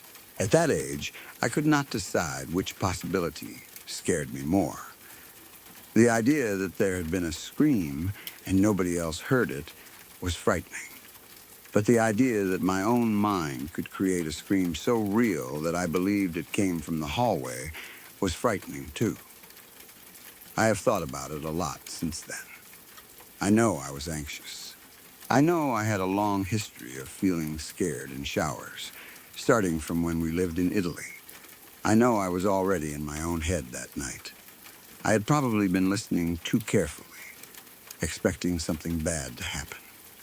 It is possible that I had an auditory hallucination. Maybe the running water, the pipes, and my anxiety blended together into something my brain interpreted as a scream. Maybe a distant sound outside became distorted by the bathroom acoustics. Maybe there was a noise from another room that I heard differently because I was scared. There are normal explanations. There almost always are. But the sound felt too real. That is what has stayed with me.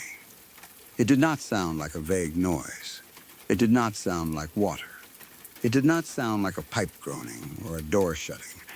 It sounded like a person screaming with real rage behind it. The kind of scream that makes your body react before your brain has time to ask questions. For a few seconds, I was certain that something terrible had happened in the house. And then there was nothing. No one hurt, no one angry, no one even aware that I had heard anything. It was not the scariest story in the world. Nothing appeared in front of me. No one grabbed the shower curtain. No door opened by itself. No strange figures stood in the hallway, but it still stayed with me. Maybe because I was already scared of showers. Maybe because I had spent years associating them with isolation, darkness, and being cut off from the people downstairs.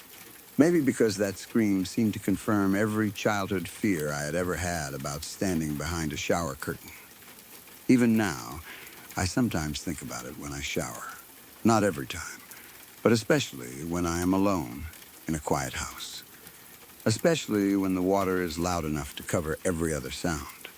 Especially when I close my eyes to rinse shampoo out of my hair. For a second, I become that kid again. I am standing in a bathroom, unable to hear the rest of the house. I am waiting for something to happen. And I am trying not to look at the shower curtain too quickly.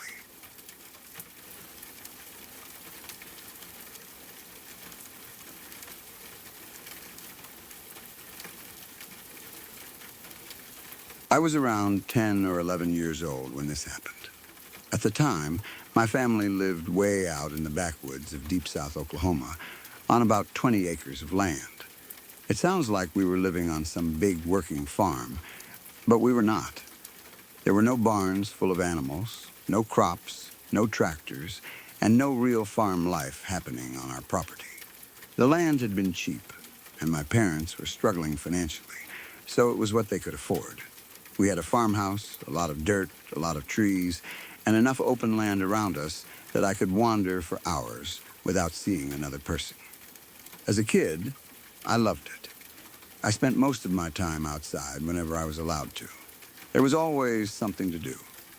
I climbed trees, followed animal tracks, built little forts out of branches, searched through brush piles, and made trails through areas where no real trail existed. I knew the land around our house better than I knew most streets in town.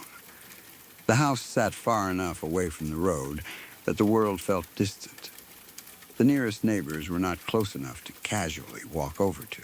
You could see parts of their actual farmland from certain places on our property, but there was enough space, trees, and open field between us that it still felt like we lived in the middle of nowhere. The land was rough in places. There were patches of dry grass, uneven dirt, thorny brush, and tree lines that seemed to go on forever. In summer, the heat could make the entire area look faded and dusty. In winter, the wind moved through the open fields with nothing to stop it. At night, the darkness was complete in a way that people from cities probably would not understand. There were no streetlights, no headlights passing every few minutes, no houses glowing nearby, just the moon, the stars, distant sounds from the woods, and the occasional porch light from our place. During the day, though, it was perfect for a kid who liked being outside. I would leave the house after breakfast and not come back until I was hungry, thirsty, or called in. My parents knew I was usually somewhere on the property. They trusted that I would not go too far, though I probably went farther than they realized sometimes. One day, I was out playing like usual. I do not remember exactly what I had been doing before I saw it. I may have been walking through the tree line, pretending I was exploring. I may have been looking for sticks or rocks. It could have been any ordinary afternoon, because that is how the memory begins for me. Nothing felt strange at first. The air was warm, the land was dry. The woods around me made their usual noises. I could hear insects, birds, and wind moving lightly through the leaves. Farther away, there may have been the faint sound of something from the neighboring farm, but not enough to make me pay attention. Then I saw smoke. It was not close to the house. It was coming from a field near the neighboring property, close enough that I could see the plume rising above the grass and trees. At first, I assumed somebody was burning something. Out there, that was not impossible. People burned brush. They cleared debris. They lit small fires to get rid of things. Sometimes smoke drifted across the land from a distance. But this looked different. The smoke was thick. It was rising steadily. not just drifting in a small gray cloud. It looked like there was a real fire burning somewhere in the field. Even from where I was standing, I could see it lifting into the sky. My first instinct was curiosity. I was a kid. I did not think about danger in the same way an adult would. I saw smoke in a field and wanted to know what was causing it. Maybe someone needed help. Maybe one of the neighbors was doing something interesting. Maybe there was a big brush fire. So, I started running toward it. The farther I went, the more certain I became that there was a bonfire. I could smell smoke in the air by then. It had that dry, burning grass smell mixed with something heavier, like wood or old brush. The wind carried it toward me in short waves. I could hear something, too, though I could not make it out at first. Voices. A lot of voices. Not normal conversation. Not a few people talking while standing around a fire. It sounded louder than that. It was rhythmic. There were bursts of shouting, chanting, and sharp calls that rose and fell together. The sound made me slow down before I reached the edge of the field. I remember crouching near the trees. I did not want whoever was out there to see me immediately. At first, I thought maybe there was some kind of gathering. Maybe people from the neighboring property were having a party. Maybe it was a group of adults drinking around a fire. Maybe there was some event I did not know about. Then I looked out into the field. There was a huge bonfire burning. It was much bigger than I expected. The flames rose high enough that I could see them clearly even from the edge of the woods. The fire threw orange light across the dry grass, and smoke climbed straight upward before bending slightly in the wind. Around the fire were people. A lot of people. I remember thinking there had to be 30 or 40 of them. They were moving in a circle around the fire. Dancing, at least. That is the closest word I have for it. Their movements were not casual. They were not just walking around or standing and talking. They were moving in a way that seemed deliberate and connected, circling the flames while voices rose around them. I was 10 or 11 years old, and I did not understand what I was seeing. But I remember looking at them and thinking they looked like Native Americans from another time. Not like people in costumes at a school event, not like something from a movie set, not like a group of people dressed up for a themed party. It felt older than that. The clothing looked unfamiliar to me. The sounds they were making were unfamiliar. The entire scene looked wrong against the field I knew. It felt like I had walked into something that did not belong in my time. I remember being completely still. I stayed at the edge of the forest, half hidden behind trees and brush, staring into the field. The bonfire flickered in the open space. The people kept moving around it, their voices carried across the field in bursts. I could not understand the words, but they did not sound like English. They sounded like chanting or shouting in another language, loud enough that I could hear the rhythm, but not the meaning. It felt authentic in a way I could not explain. That word is hard to use because I was a child. I did not know enough about indigenous languages, ceremonies, or history to say what was actually happening. I did not know whether the people I saw were real, whether they were reenactors, whether it was a dream, or whether my mind filled in things after the fact.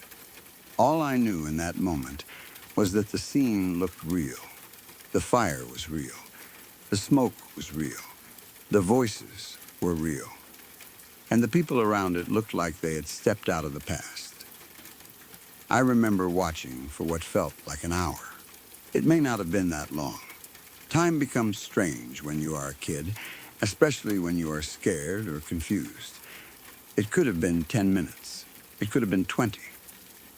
But I remember sitting at the edge of the trees, barely breathing, trying to understand why there were dozens of people dancing around a giant bonfire in a field near our house. I was not sure whether I should run. Part of me wanted to get closer because I was curious. Part of me was terrified that one of them would notice me. The more I watched, the more unreal it felt. The fire seemed too bright against the open field. The people seemed too focused on what they were doing to notice anything around them. There was no music that I could hear, no vehicles nearby, no sign of a modern gathering. I did not see trucks, tents, chairs, coolers, or anything else that would normally be there if a group of people had gathered on someone's land. It was just the fire, the field, the voices, and the people moving around it. At some point, I could not take it anymore. I got scared enough that I decided I had to tell my parents. I ran. I remember turning away from the field and sprinting through the trees and grass toward the house. I did not look back much. I was afraid that if I looked over my shoulder, I would see somebody following me. The run back felt long, but the area itself was not that far from our house. The particular section of field was maybe a 10-minute run from our back door if you moved fast enough. It was close enough that I knew I could get my dad there quickly, but far enough that nobody from the house could see what was happening. I burst through the door or into the yard and started trying to explain. I told my dad there were people in the field. I told him there was a huge fire. I told him there were dozens of Native Americans dancing around it. I probably sounded wild. I was a scared kid, out of breath, talking too fast, trying to describe something that made no sense. I remember my dad looking at me with that tired, skeptical expression adults sometimes have when a child comes in with a huge story. I think he was bored. Maybe he thought I had gotten carried away playing outside. Maybe he assumed I had seen smoke from a brush fire and made the rest up. Maybe he thought I had been watching something on television earlier and mixed it into my imagination. He rolled his eyes. But he followed me. Even if he did not believe me, he knew I was upset enough that he needed to check. We headed out behind the house, across the land, toward the field where I had seen the fire. I was trying to hurry him. I kept telling him that it was right there. I kept expecting to see the smoke as soon as we reached the edge of the trees. I kept waiting to hear the chanting again. But as we got closer, I started to feel something was wrong. There was no smoke. The sky above the field was clear. There was no orange glow, no loud voices, no movement. I remember slowing down. My dad kept walking forward. Then we reached the place where I had been sitting. And there was nothing there. No fire, no people, no footprints that I could see, no burned wood, no ash, no smoke hanging in the air. Nothing. The field was empty. The grass was dead and dry in patches, just like it had been before. There was no circle burned into the ground. There was no sign that a giant bonfire had been there minutes earlier. There was no sign that 30 or 40 people had gathered in that spot. My dad looked around. I remember pointing. I told him that was where the fire had been. I told him the people were there, around it. I told him I had watched them. But there was nothing to show him. He probably thought I had imagined the whole thing. Maybe he thought he was humoring me by walking out there. Maybe he expected to find a little smoke from someone burning leaves. Maybe he thought I was seeing something in the distance and mistaking it for something else. But there was nothing. No explanation. I remember standing there and feeling embarrassed, angry, and scared all at once. Embarrassed because my dad probably thought I was making it up. Angry because I knew what I had seen. And scared because the fact that it was gone made it more frightening than if the fire had still been burning. If there had been a normal gathering, there would have been signs. If people had been dancing around a bonfire, there would have been footprints in the grass. There would have been ash. There would have been burned wood. There would have been a smell. There would have been something. But the field looked untouched. My dad may have said something like, "There's nothing here," or "You probably saw smoke from somewhere else." I do not remember his exact words. I only remember how certain I felt. I knew where I had been standing.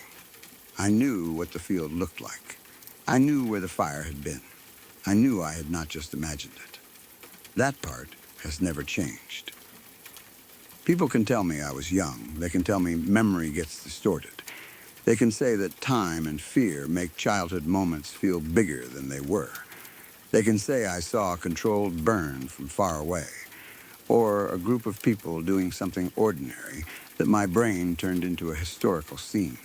They can say I saw smoke and shadows and filled in the rest because I knew I lived in Oklahoma. I understand all of that. But I still remember it like it happened yesterday. I remember the smoke rising. I remember the sound of many voices.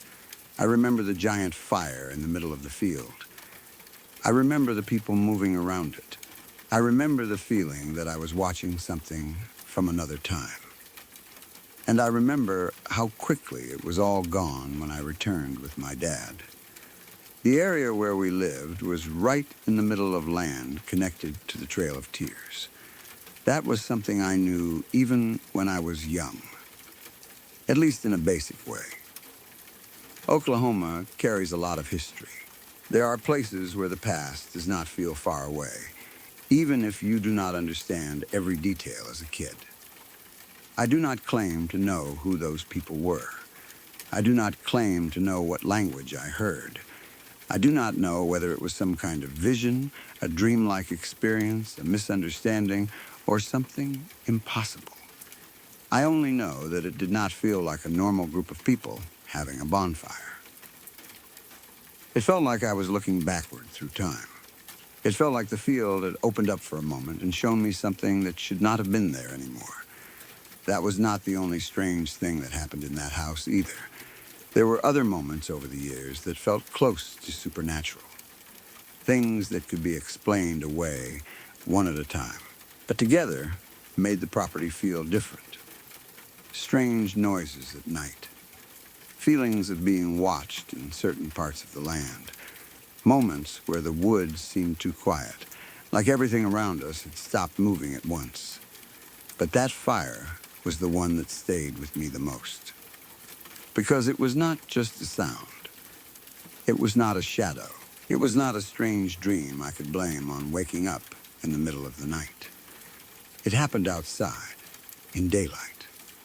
I was awake. I was standing at the edge of the woods. I watched it for what felt like forever.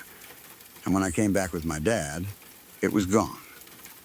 20 years later, I still remember the exact feeling in my chest when I first saw the smoke. I remember running toward it because I was curious. I remember stopping at the trees when I realized what I was looking at. I remember thinking that none of it made sense. And I remember standing in that empty field afterward, trying to explain something that nobody else had seen. People can believe whatever they want. They can say I was too young to remember clearly. They can say I misunderstood what was happening. They can say the past and the landscape got mixed together in my imagination. But I know what I saw. I saw a fire burning in an empty field. I saw a crowd of people moving around it. I heard voices that did not sound like anything I knew. And for a few minutes, standing alone at the edge of the forest, I felt like I was watching history happen right in front of me.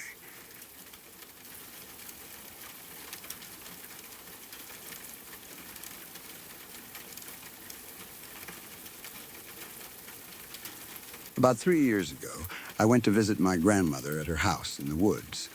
She lives in a very secluded area, far enough away from town that the road eventually becomes narrow and quiet before you reach her place. The trees around her property are thick, old, and close together. Even during the day, some parts of the woods look darker than they should because the branches block out so much sunlight. The land around her home has a history too. The woods were once part of an old battleground. People in the area talk about it sometimes, though not always seriously.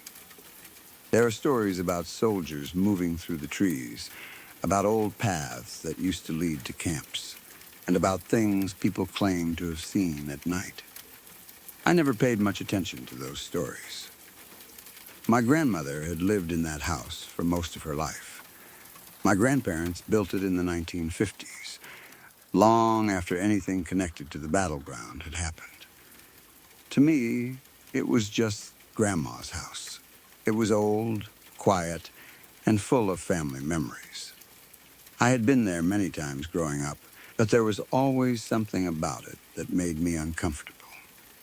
Maybe it was how isolated it was.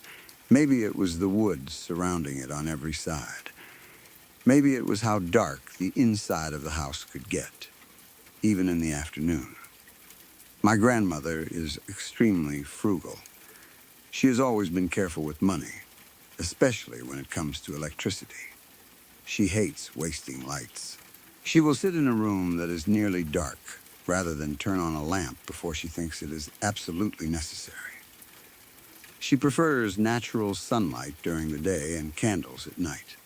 It is just how she is. She will open windows to let in air instead of using the air conditioning too much. She will sit near a window rather than turn on a light. She will tell you that people pay too much money to keep every room bright when the sun is perfectly free.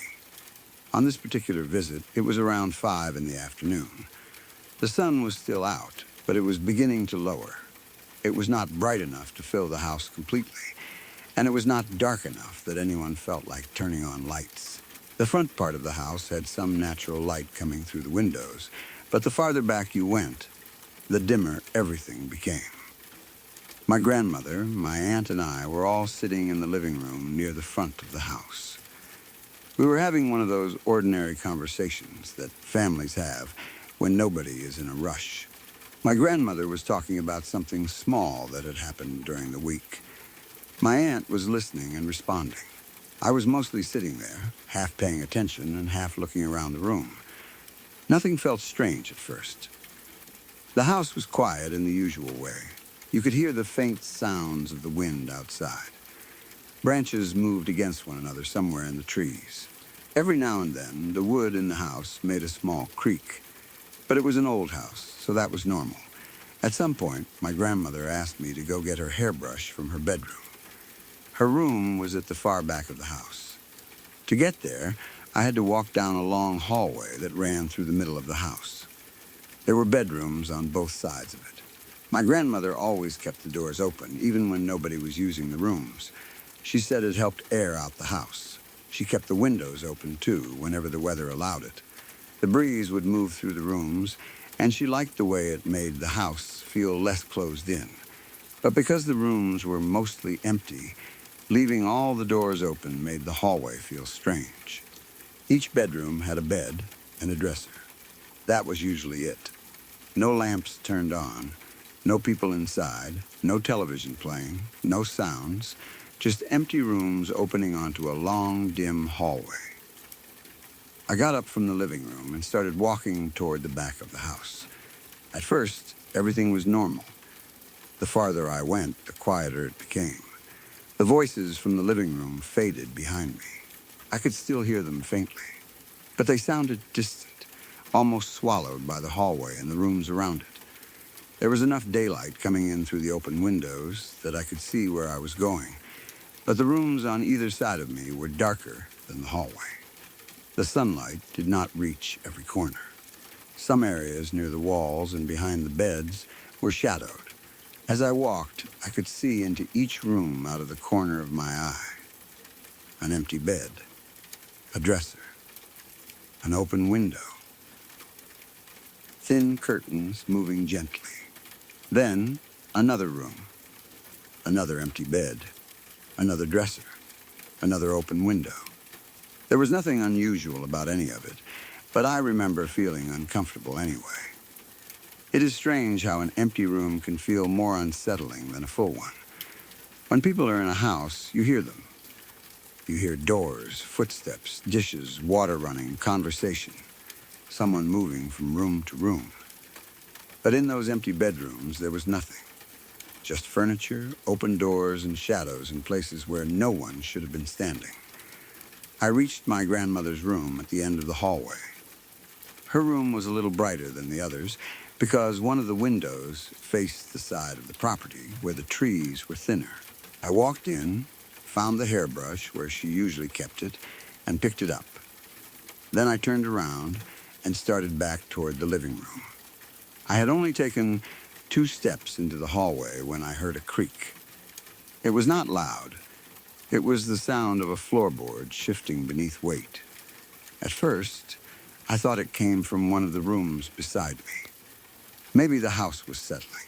Maybe the wind had moved a door. Maybe my grandmother or aunt had gotten up and started walking down the hall. But then, something changed. A heavy feeling came over me. It is hard to explain. It was not just fear.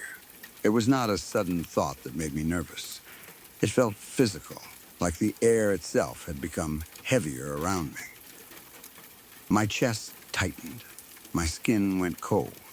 The hallway suddenly felt smaller, darker, and much farther away from the living room than it had a few seconds earlier. I stopped walking. The hairbrush was still in my hand. For a moment, I did not want to look anywhere. I just stood there, listening. Then I looked toward the bedroom closest to my right. There was a man standing inside. He was large, not just tall, but broad and heavy-looking, as if he filled more of the room than a normal person should. He was standing near the bed, facing the doorway. He was covered in dirt and blood. His clothes looked old. At first, my mind could not understand what I was seeing. I thought he might be someone who had broken into the house. I thought maybe he was injured. I thought maybe someone had come in from the woods and was hiding in one of the empty bedrooms. But the longer I looked, the more wrong he seemed. His clothes did not look modern. They looked like some kind of old military uniform. Not a costume in the normal sense, not something someone would wear for a party. The fabric looked dark and worn. There was dirt on it, and there were dark stains that looked like dried blood. His face looked pale beneath the grime. His eyes were fixed directly on me. He did not move. He did not say anything. He just stared. I remember feeling like I forgot how to breathe. I did not scream. I did not drop the hairbrush. I did not ask who he was. My body simply reacted before my mind could catch up. I turned and ran. I ran back down that hallway as fast as I could. I did not look into any of the other rooms. I did not stop to see whether the man followed me. I did not even think about the fact that my grandmother and aunt were still sitting in the living room. I only knew that there was a huge blood-covered man standing in one of the rooms, and I needed to get everyone out of the house. When I reached the living room, I must have looked completely terrified. My grandmother and aunt both looked up at me. I tried to tell them what I had seen, but I do not remember getting the words out clearly. I remember grabbing my grandmother, trying to pull her up, and telling her we had to leave. She was confused. My aunt was confused, too. They kept asking what was wrong, but I was too panicked to explain. I did not want to stand there talking about it while that man might be walking down the hallway behind me. My grandmother was not light, and I did not know what else to do. So I tried to carry her. I grabbed her and started moving toward the door. She was protesting the entire time. She kept telling me to put her down, asking what I thought I was doing. My aunt came after us, trying to understand why I was suddenly dragging Grandma out of the house like there was a fire. I got my grandmother outside. The air outside felt colder than it had before. I remember the open yard, the trees around the house, and the light from the setting sun touching the tops of the branches. Everything looked normal, which somehow made the whole thing feel even more unreal. My grandmother told me to put her down. I did. My aunt was standing nearby, looking between us. My grandmother asked what was wrong. I told her I had seen someone inside. I told her there was a man in one of the bedrooms down the hallway. I was still shaking. My words were probably coming out too fast. I told her he was big, dirty, covered in blood, and standing there, staring at me. Then my grandmother asked something that made me stop. She said, "Was it a man?" I looked at her, confused. Of course it was a man. I told her yes. Then she asked, "He was dirty and looked hurt, right?" I did not answer right away. She continued, "He had on a uniform too?" That was when the image came back into my mind, clearly. The man's clothes, the old-looking jacket, the strange shape of the fabric, the way he stood in the room like he belonged to another time. I had been so terrified that I had not fully processed it at first. I thought I was seeing an injured home intruder. But when my grandmother said uniform, I knew exactly what she meant. He was dressed like an old soldier. My stomach dropped. I looked at my grandmother, expecting her to be scared too. But she was calm, not completely casual, but calm in a way that made it obvious this was not the first time she had heard about him. She was looking at me like she understood exactly who I was describing. I asked her why she knew what he looked like. I asked why she was not afraid. I asked her if she knew him. For a second, she did not answer. Then she gave a small laugh, like I had asked something obvious. She said he came with the house. That was her exact attitude about it.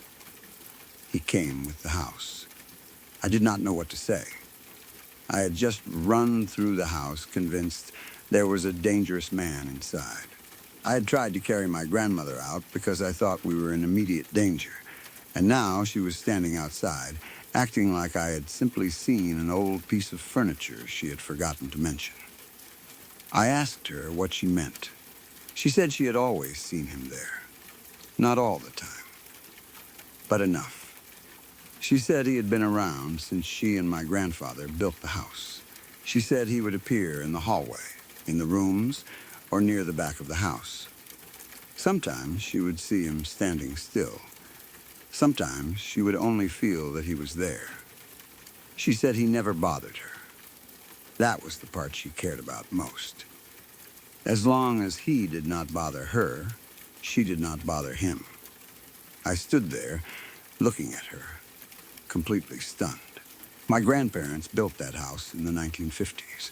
It had been their home for decades.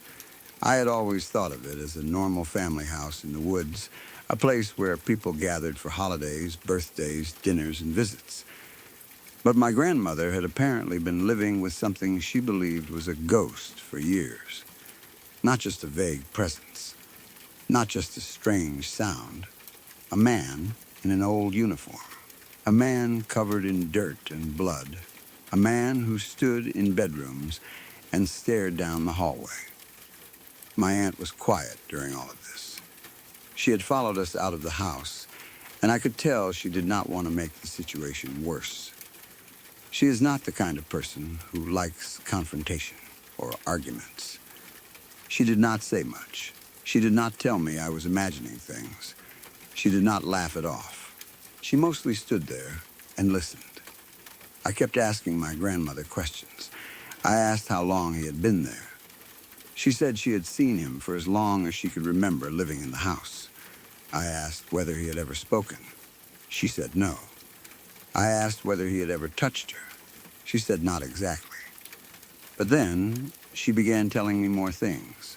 She said there were times when people had been locked inside rooms, even though there were no locks on the doors. She said people would try to open a bedroom door and find that it would not move. Then, after a few minutes, it would open normally as if nothing had happened. She said the window blinds sometimes moved by themselves. They would go up or down without anyone touching them. Sometimes a window would be open after she had closed it. Sometimes a door would be shut after she left it open. She said she had learned not to react too much. In her mind, the man was part of the house. Maybe he had been there before the house was built. Maybe he belonged to the land. Maybe he had died somewhere in the woods during whatever battle had taken place there long ago. She did not claim to know exactly, but she believed that if she treated him with respect, he would leave her alone. That was her rule. Do not mess with him. Do not challenge him. Do not act afraid. Just let him be. I could not understand how she could live like that. I was 17 or 18 at the time, old enough to know that I had seen something terrifying, but still young enough that the whole situation felt impossible. I wanted someone to tell me it had not happened. I wanted my aunt to say my grandmother was joking. I wanted to believe there was a normal explanation for the man in the bedroom. Maybe it had been a reflection. Maybe it had been a shadow from the trees.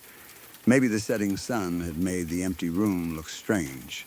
Maybe I had been tired, anxious, or seeing things in my peripheral vision, but I had looked directly at him. He had been standing there. He had been staring at me. And my grandmother knew exactly what he looked like before I described the uniform. That was the part I could not get past. I did not spend the night at my grandmother's house after that. I went to my aunt's house instead.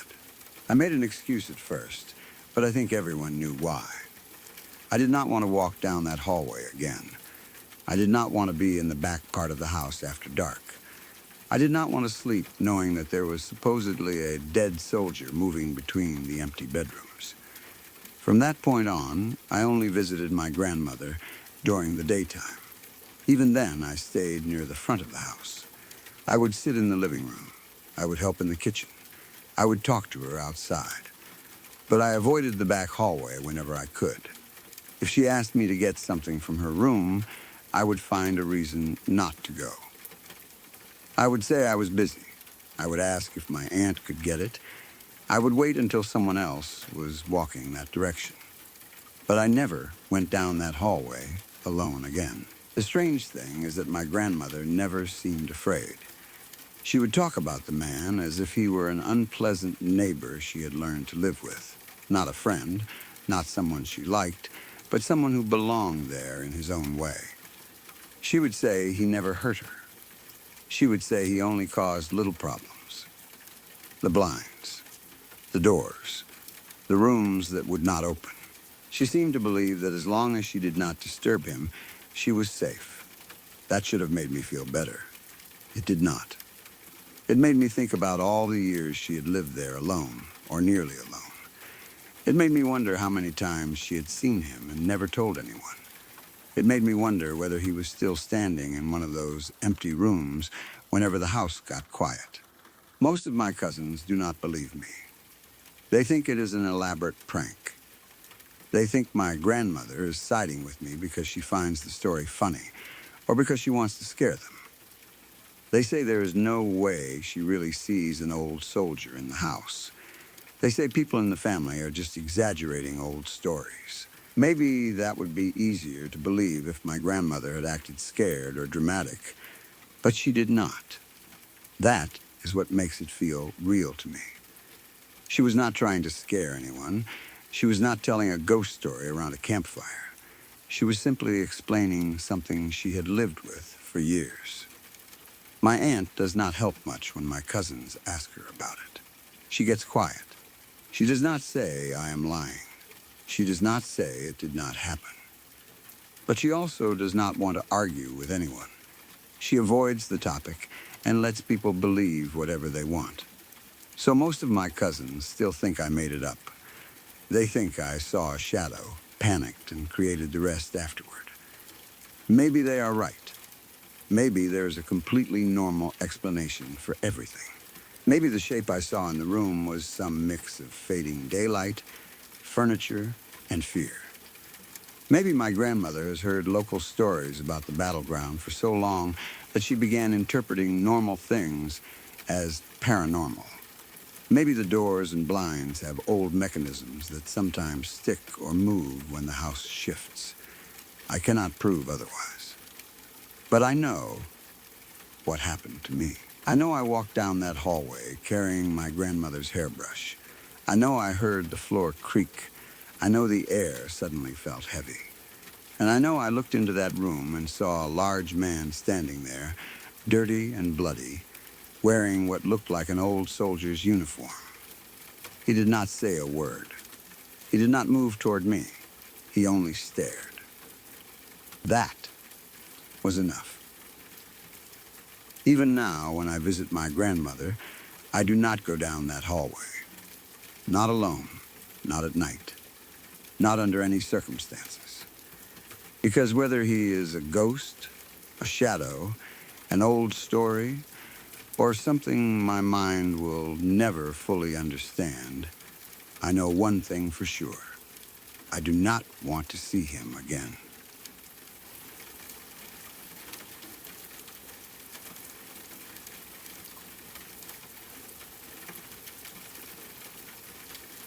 So that's where we'll stop tonight.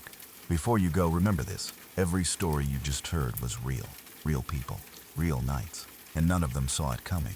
If that got to you the way it gets to most people, do one thing before you leave. Hit subscribe. I post new stories all the time, and I don't want you to miss them.